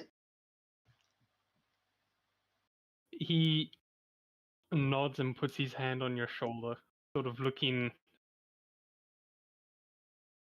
mournful in a way. Just, well, if you ever do come back with her drink, I wish you all the best of luck.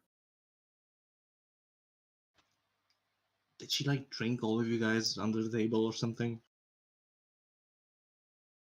It's best you rather not know the outcome of that story. Just as he still holds his hand on Yanni's shoulder, Yanni just shudders with excitement, just you shouldn't have said that.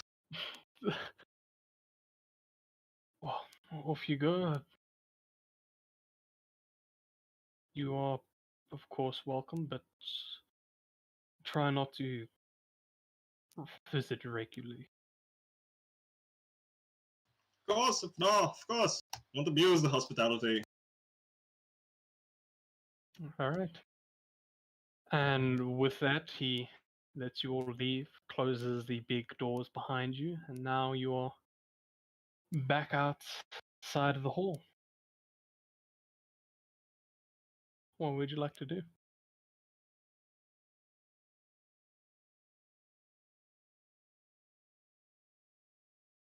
Probably return to the inn and take another long rest.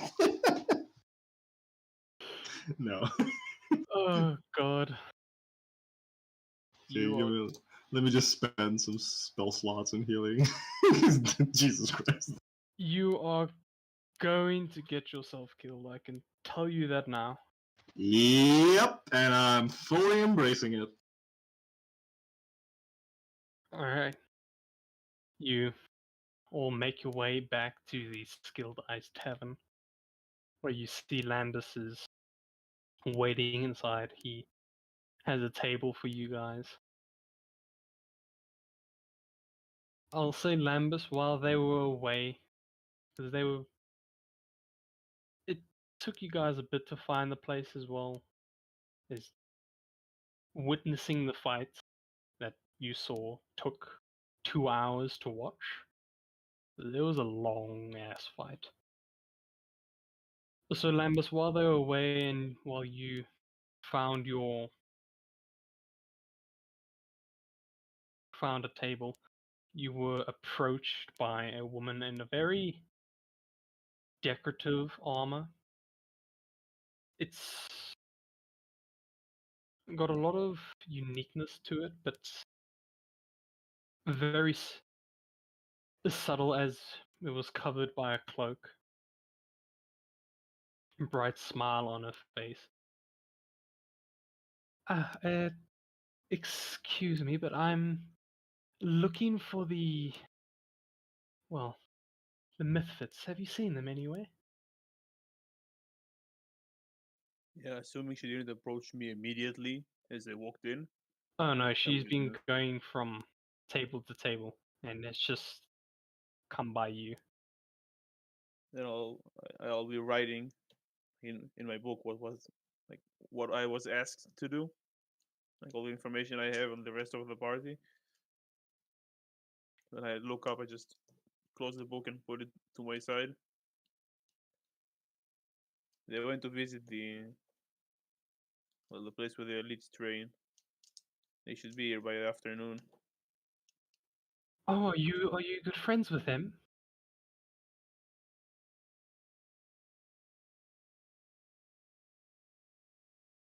I'm currently well, want to stay with them, but our paths align. At least for now. Well, then I guess I'll wait here with you. She'll take a seat and order a meal from the innkeep. She offers her hand. Is like, I'm Lakos, by the way. Lempus, and I'll shake it. I assume you are the one taking us to the academy. Oh, I'll explain a little bit more when your party comes. It's not as simple as that, I'm afraid. But yes, I am the one who will show you to the academy. Bureaucracy or magic related? Uh, I'll say bureaucracy, should we say? Uh, someone needs to test your group before I can let you in.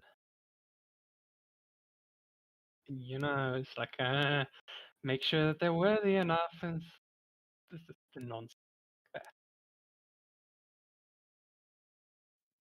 Tests are a common theme here, I see. Yes, very much so. You're not from here, I take it? First time. Well, welcome to the city then. Smiles and makes herself comfortable in her seat.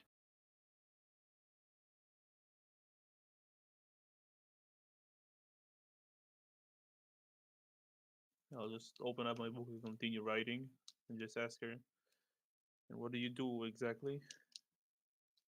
Oh, well, I'm... Escorting people is not your main occupation. Yes, of course not. I am one of the teachers at the academy as well as the headmistress. Unfortunately, I don't own the place, but I will get there eventually.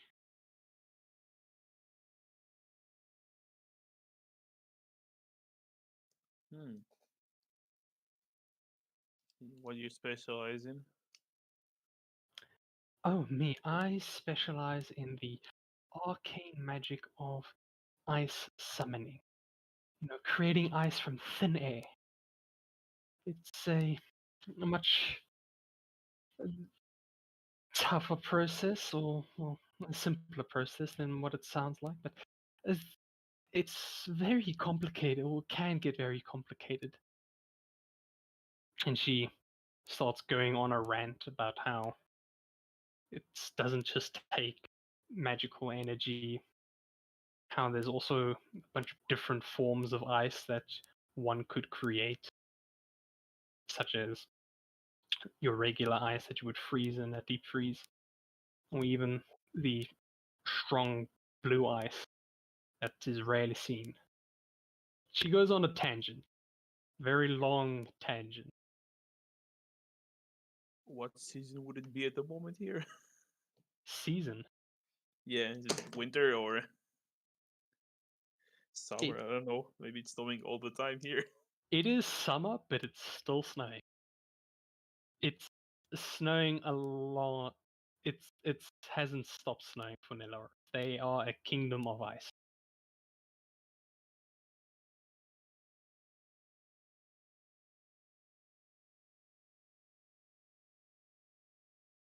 Unless you're indoors. Is there even a reason to create ice out of nothing when it snows constantly? A fair point, but what if we're not where there's snow? What if we're not where there is water? What if we are in the mouth of a volcano? Where's the water or the ice then? The headmistress has time to visit a volcano. I personally say I have not been in a volcano, but I'd rather know how to make ice out of nowhere than not. Could be a life or death situation.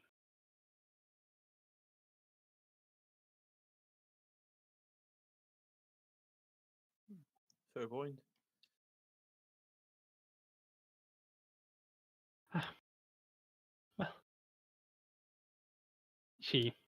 Well, during her rant, the innkeep had brought over food, and she would kind of just take a bite, talk with her mouth full, swallow, and then just repeat the process over and over again. She is a very excitable person, you gather.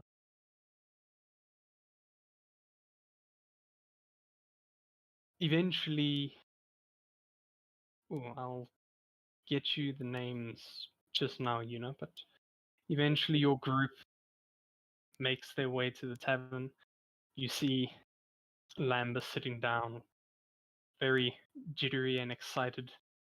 Woman with a cloak over most of her clothes.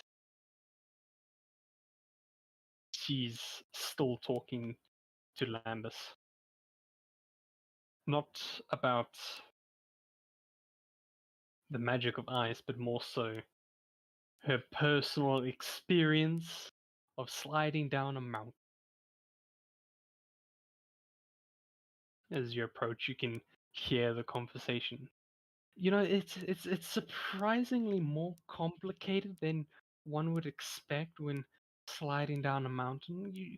It's not just, oh, you look in a direction and you have to turn that way. You have to kind of lean in the direction, but then it's also like scary so that you don't lean too much and fall over and tumble into the ice and become like a giant snowball.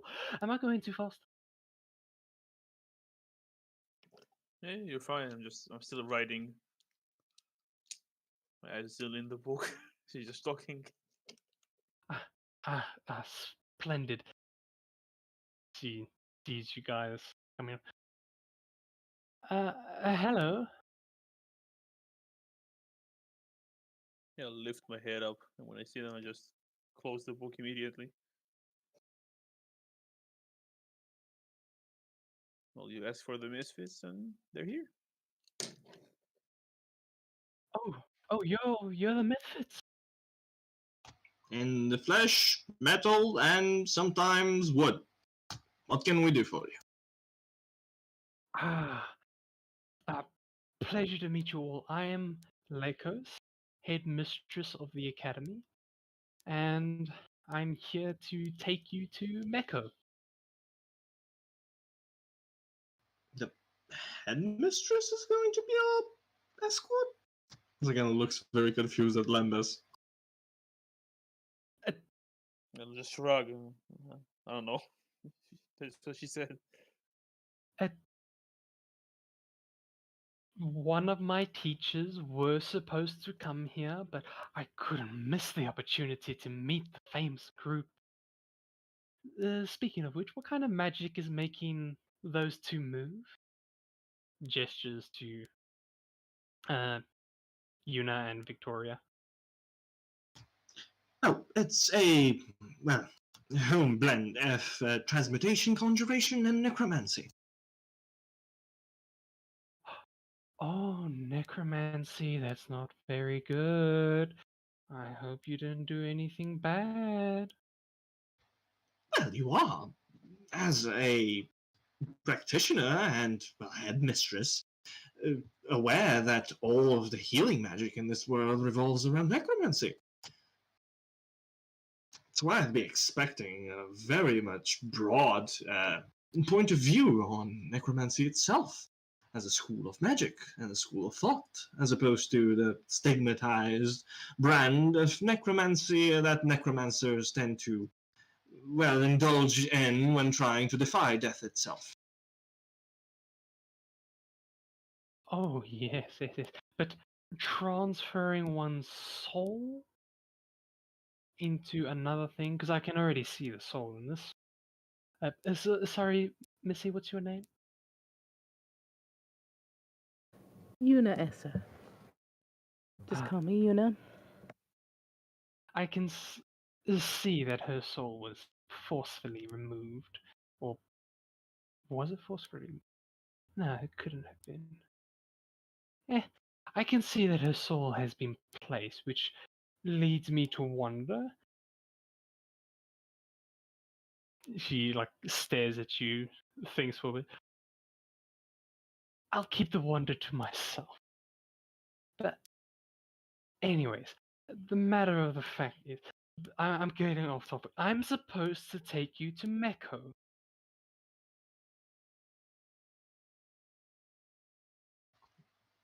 Just side question for the DM: is Mecca like the name of the academy itself? No.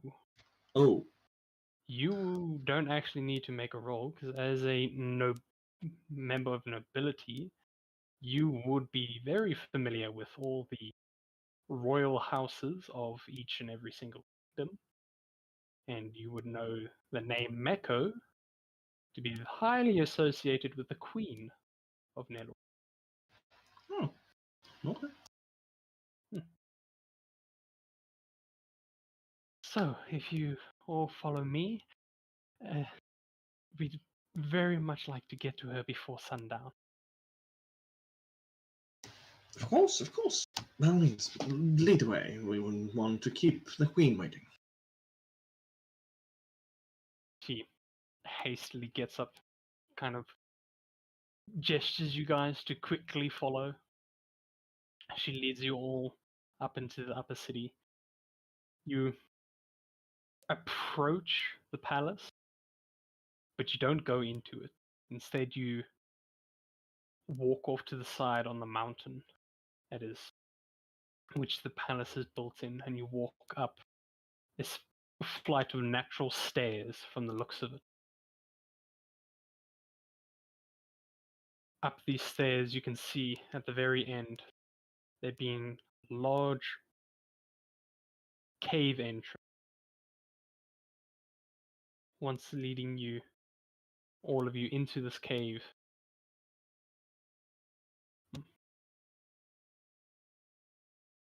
Lakos bows and, well, Lake Mecca is inside here.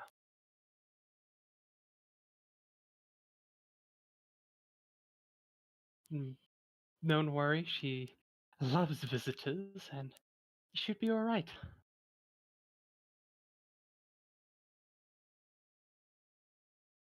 Should?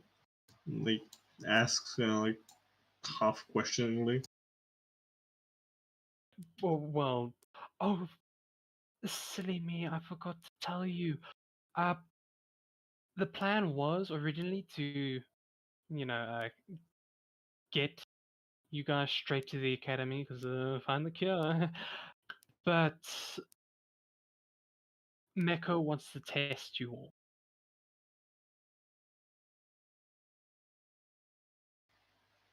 Was the. Well. Alright. I will not comment on this. I'm really surprised. Did they keep testing you? Well, you can't blame her for wanting to see if the rumors are true.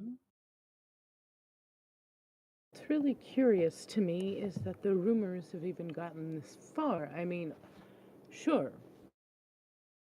we're pretty awesome, but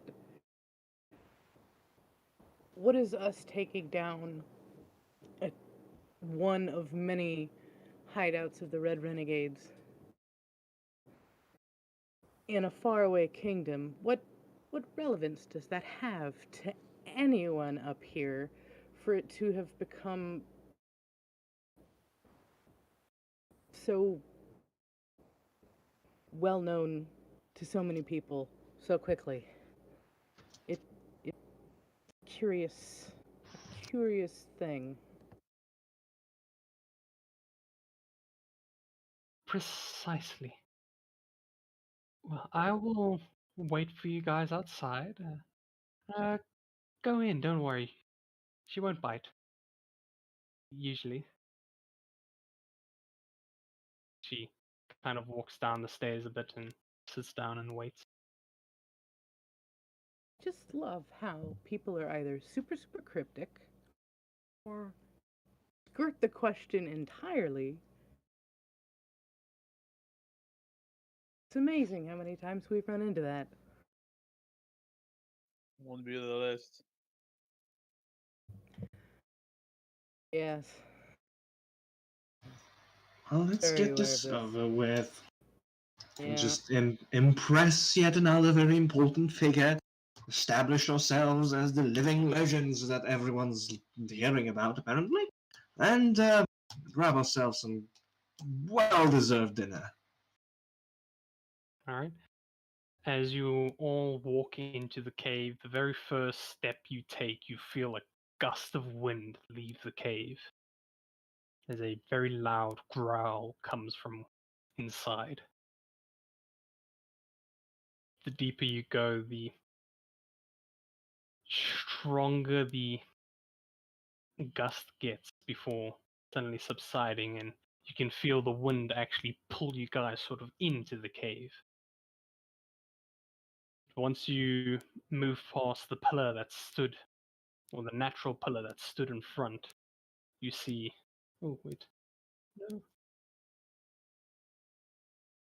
Just a woman standing in the middle of the cave.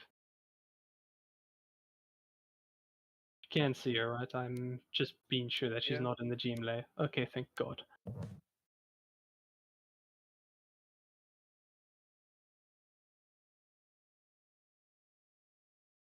I'll continue approaching when I'm feeling like it's close enough. I'll bow.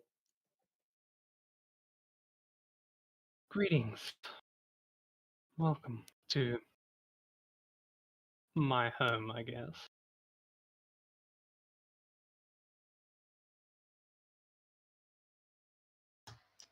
Greetings and salutations. I believe we are here to sufficiently satiate curiosity concerning the origin and legend of the Misfits. Or at least that's what was brought to our attention. But I guess that's not exactly what's going on right now. You'd be correct in that statement. She steps forward. You guys can see that she's actually a really tall woman with two strange large horns sort of protruding out of her head and going up towards the ceiling. Her robes and clothes just scream royalty. As from the shine of the the few braziers in this cave, you can see that it's of the finest silk. It doesn't take a noble or a person of that trade to know what kind of material that is. And the way she presents herself is very sort of dignified. She walks with a straight back, her hands cupped over each other, resting in front of her. As I said, you are correct in your assumption. I'm not here to test the legend of the Misfits. Believe me, I do understand that it is impressive that the feats that you've already accomplished, but I am more testing you to see if you will survive the Feywild. Because that is where you're going, is it not? You would be indeed correct, my queen. So, I will be testing you on your wit and your strength. Because I will refuse to send anyone into the academy willing to go to a different plane of existence when they are not ready. I wouldn't be able to sit with that on my conscience.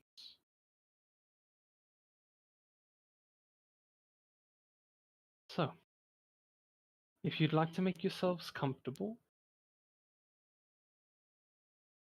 I'll give you this time now before I start the first of the two tests. Yeah, if I look around, do I see anything that will help me make myself comfortable? That's all he sees, ice and glaciers. It's not exactly screaming comfort. You look around and you see patches of snow in the cave, very large blue glowing crystals. The best you could use are the strangely blue rocks that are laying about. Maybe use it as a seat or anything, but other than that, no, there isn't really anything that you can use for comfort.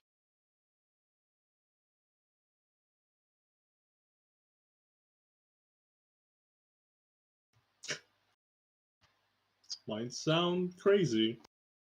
I'm gonna take my climber's kit and anchor myself to one of these ice pillars. Alright. Just to get myself comfortable. Oh, wait, the crystal or the pillar? The pillar itself. Alrighty.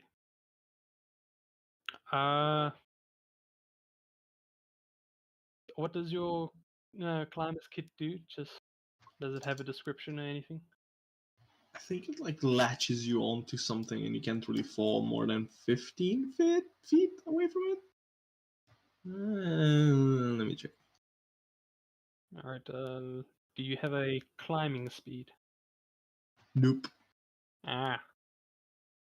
In that case, I would like you to make me either a athletics or acrobatics check.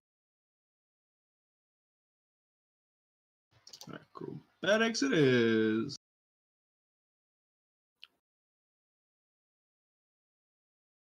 Although I guess athletics would make more sense. Sure. I am strong. Nope. You fool! Like weak man. Go back to old country. Old country beat you. Alright, you look around, seeing not much to make yourself comfortable, but you get the splendid idea to hang yourself on the pillar. So you walk up to it, sort of stretch yourself, like rub the hands together, and begin trying to climb. You're able to climb about 5 feet up this pillar before you suddenly grab a rock and your hand just slips. You're able to catch yourself. You try a different rock, slips. You get a little frustrated and you just try and jump your way up. You grab on and you just slip completely. And you fall back onto your back. Just like that cartoon, like.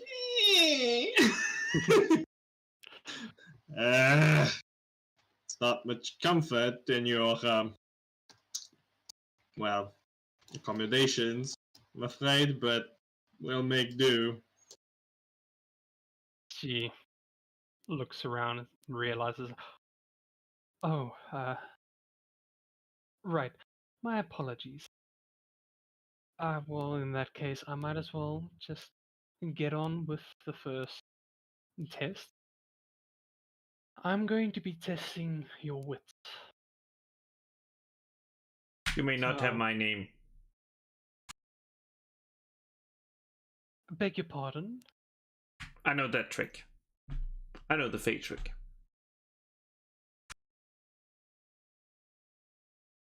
Yes, that is a good rule to follow. But I was more thinking along the lines of some riddles. You okay with that? What do I have in my pocket?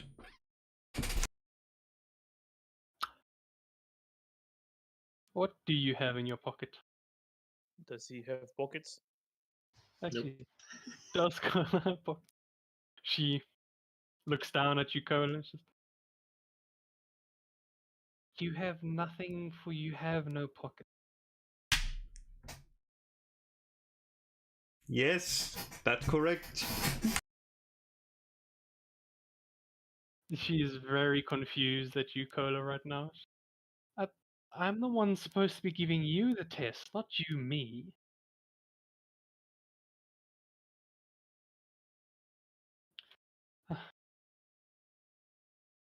Anyways, let me begin. I will be giving you 3 riddles. If you can at least answer 2 of the 3, we will move on. So, I can fly, but I have no wings. I can cry, but have no eyes. Wherever I go, darkness follows me. I ask you, what am I?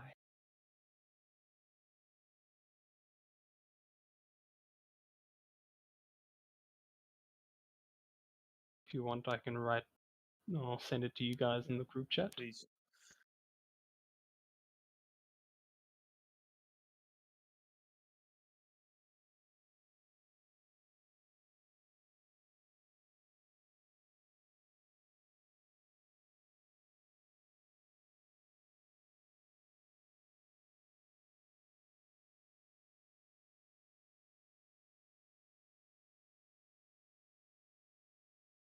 She stands there, expectingly.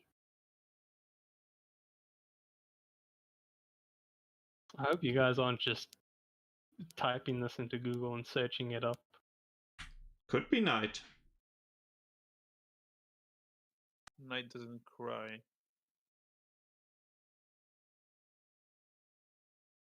Unless it Oh. doesn't literally cry. I'm sorry, but your answer of night is incorrect. You each have a chance. So, in essence, 4 chances.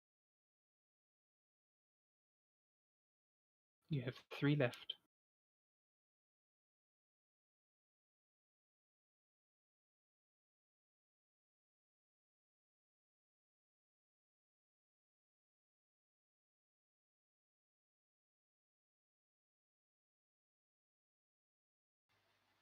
A storm?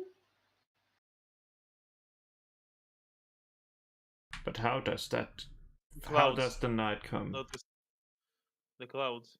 It does not night, darkness, shadow from the clouds block the sun. It's not storm, it's clouds. She smiles at you, Lambus. Correct. I am a cloud. On to the next one. I have one, and you have one. So do the woods, fields, streams, and seas. Fish, beasts, and crops, and everything else in this revolving world. Life.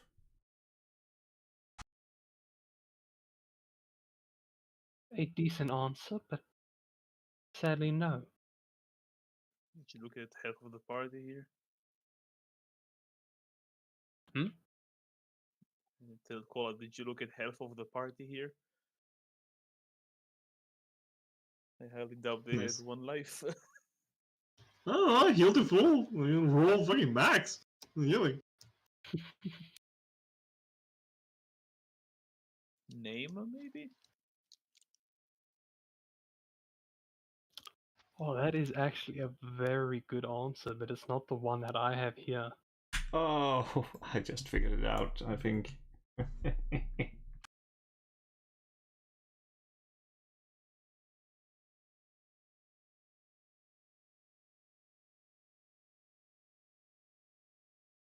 Well, Kola, what's your answer? Purpose.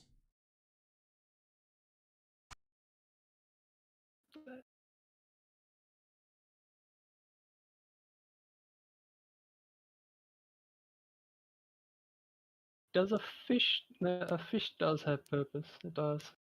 Beasts do. Crops do.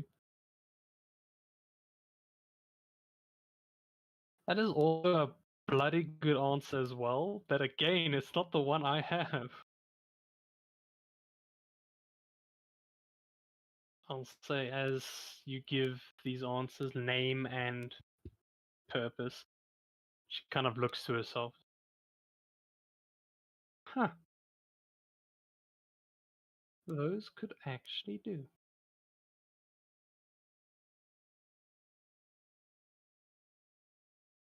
I'll say if you persuade her, maybe you could move on to the next riddle. Sort of convince her that it is the answer, not the one that she has in mind. As far as I know, there is usually more than one answer to the question. For I'll, most things, at least. I'll say, for the sake of brevity, can you roll us a persuasion, please? Yeah. I'll guide myself. Where is persuasion? There it is. I don't think guidance will help. God save this roll. What? I want to see if I roll a 4. If any of you guys want to, you can roll persuasion as well. I'm bit. I'm better. I'm better. God damn it.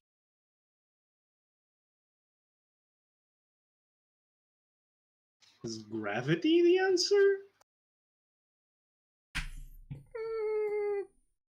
No. No, that is like far from. No, that's not the answer. Damn it. Yeah. Your attempts to persuade her unfortunately failed, as she seems steadfast in her answer. She believes in it.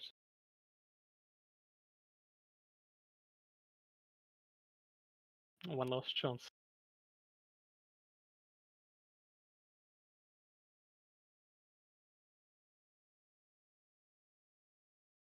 I have an It- idea. This fits most things, but if you have one, I already answered once, so you can have the answer. If you'd like a clue, because I am feeling a little generous, I can offer you a smallish clue.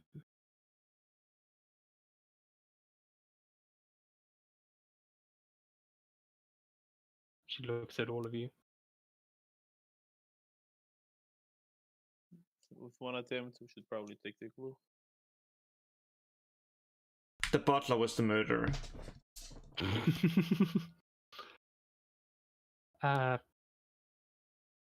Just shakes her head.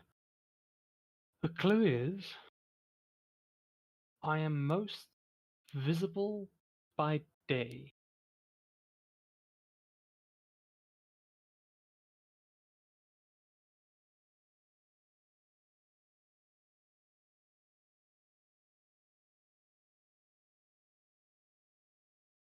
Ooh, I can practically hear the gears turning in your heads. Answer keeps making more sense, but yeah, I don't know if it doesn't fit everyone. Like it doesn't fit some of the. Ah.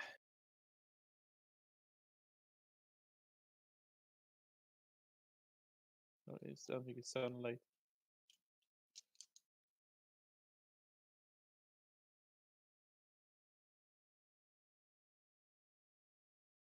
Alrighty. I will say, for those who want, you can make a intelligence check with the clue that she has given, but be warned, the DC is high. Is it intelligence? Yeah, I'm very intelligent. Yes, intelligence. Yes, there we go. There fits the theme. Oh God, Lambus, I'm so sorry. I'm waiting the strength test. Maybe I'll roll higher. I did better. Alright, yeah, Yanni, Lambus, and Cola, the answer does not get to you. You are just baffled at what it could be. You're looking at each other, you're looking at everything in the room. You can't really piece the things together. Yuna, however, you look around, you see everyone with the flickering brazier, see everything around you seems to be affected by the light of the brazier, leaving behind a certain something. I thought shadow, but the streams and the thingies, Yeah, me too. the streams and It doesn't seas fit. doesn't make sense. I will be honest, this is literally a medieval riddle. So I don't think that they were right in the head, but streams do kind of have shadows. If you like look into the water, you can see the floor, the sort of lights mimicking the water on the floor. So you could say it does. And I mean, seas, it's very dark down there. So yeah, Very gray area there. yeah, that's yeah. I'll admit that's not a good riddle, but you did have decent answers that could have replaced it very easily. Yeah, I would go with shadow. It was. I was also thinking about it, just wasn't sure about the seas part. Yeah, to be honest, So it's just like I think name actually better fits the answer for this riddle. Because everything does have a name. It doesn't say you have only one. It says you have one.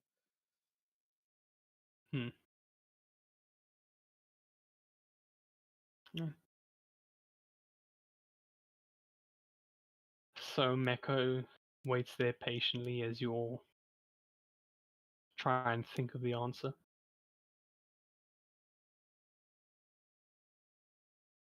Yuna will step forward and be like, part of it doesn't make as much sense to me, but I'd rather get this moving along, and whether it's right or wrong, it will move this along, and the final answer for this one I will give is shadow, because it makes sort of sense. I hate riddles, so. She has a gentle smile on her face. Well, you're actually correct. Shadow is the answer.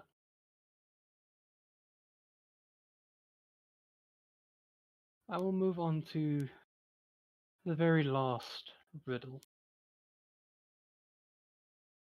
A rooster lays an egg on a roof with two slopes. The nest is built leaning towards the right side of the roof, but a gust of wind suddenly blows to the left. Question is, which side does the egg roll down the roof? Neither. Roosters don't lay eggs. You caught on to that very quickly, Jesus. Yeah, I wouldn't even know there is a difference even. Roosters is the male. It's also known as a hen. But hen is the female as well. No, no. Rooster is it's because it's the male. I think it's the British or something. Maybe it's the American. Well done. I am satisfied knowing that you at least will keep your wits about you and be cautious when you're in the Feywild. It can be very tricky at times, such as riddles, and it does ease me to know that you can solve problems that may come your way. Now on to the second of the two tests. One I'd rather not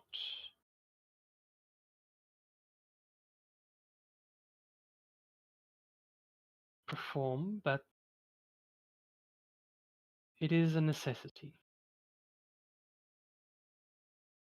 She turns around and takes a few steps back. just kind of stands there looking away from you guys. I will say if you'd like to position yourselves, best do it now. It's like, yep, throwing my spear out. No. All right.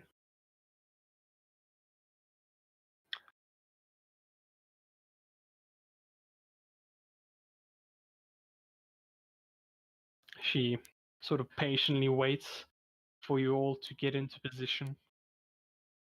And once you do, you can see her go on all fours, just beginning a very strange process. It first starts off with you guys hearing awful cracks and snaps coming from her body as her limbs kind of jut and move in strange ways. On her back, you can see two protrusions slowly poking on her dress, eventually ripping it apart and opening up and unfurling into two wings.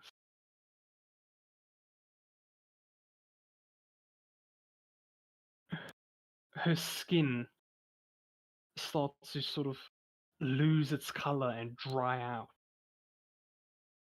as it's also starts to sort of peel away. Underneath you see what looks to be what you can only recognize as sort of natural plate mail almost. She, through this process, you can tell that she is in a sort of somewhat pain. And you can hear a groan or two throughout her sort of change. You can see, I know, you can see on her face, her mouth and nose kind of push out and elongate into a sort of snout. Her horns grow a little bit more, but they sort of straighten out a bit. A tail begins to form from behind her as grows, starts off like the wings, a small protrusion, but then eventually tears the dress apart. As all this going, her size as well increases. Everything about her just doubles and keeps on growing. About a minute in, she finally stops, and you all gaze upon you. This dragon, massive in size, intimidating. This dragon stares at you all.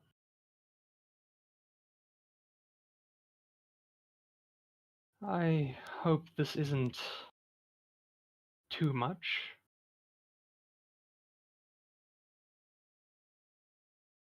Sin bigger.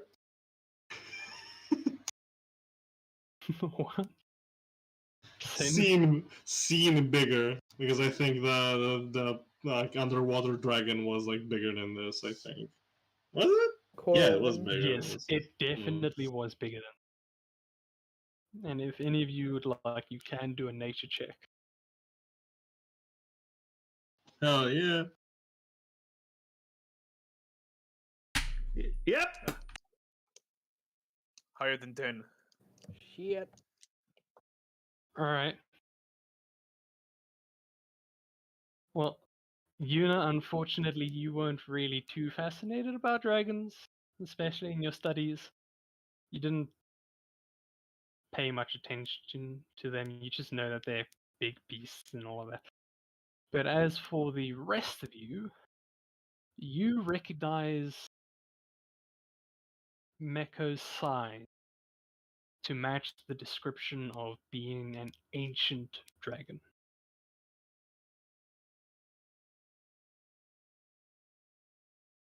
It's probably end quickly.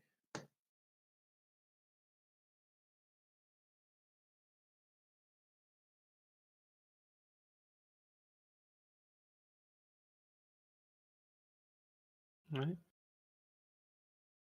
Fight, fight, fight, fight, fight.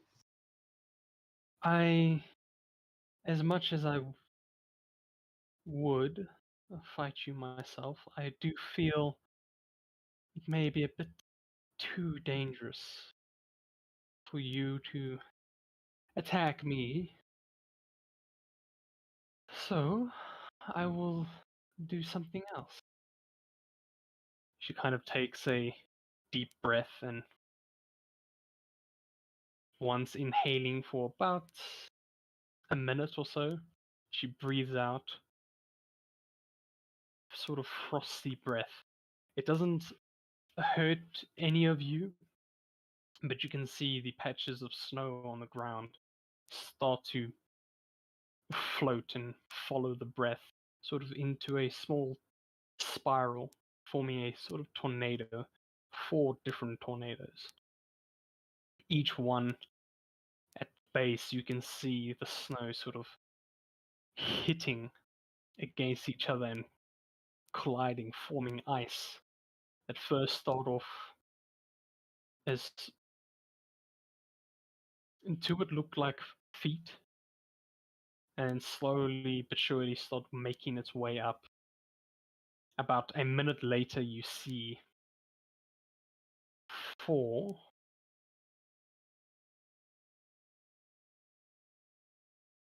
golem type Oh, shit. creatures made entirely of ice. And that's where we're going to end it for today's session. That's been Hey! bad placement on my end. Sorry? That's been bad placement on my end. Yeah, I was quite surprised when you and Cola decided to be there, but I'm usually in the front, but hey, you're in the front. I mean, it's not a bad place. You both are actually right in to the nick of combat, so goody for you. Let's see. Then they I roll high enough field on initiative. charge, and then they use an action to bash you out, sending you flying down. While I could just fly. Exactly. I can also fly, it's fine. You can? I can use, if there's dim light, I can use the bonus action and gain flight speed. And I can create dim light with my channel divinity. Well, it is dim light in this cave. The only thing that's giving you guys light is the braziers. And Didn't then know- again, it's a bonus action, just fly for a Oh. minute. That's actually pretty cool, not gonna lie.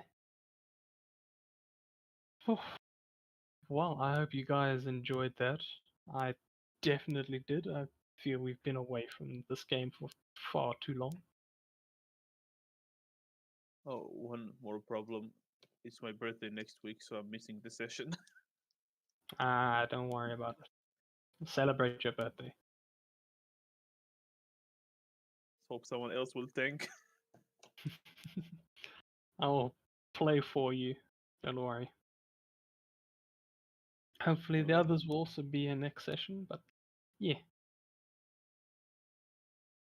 Alrighty. Thank you guys for coming, and I'll see you all next week.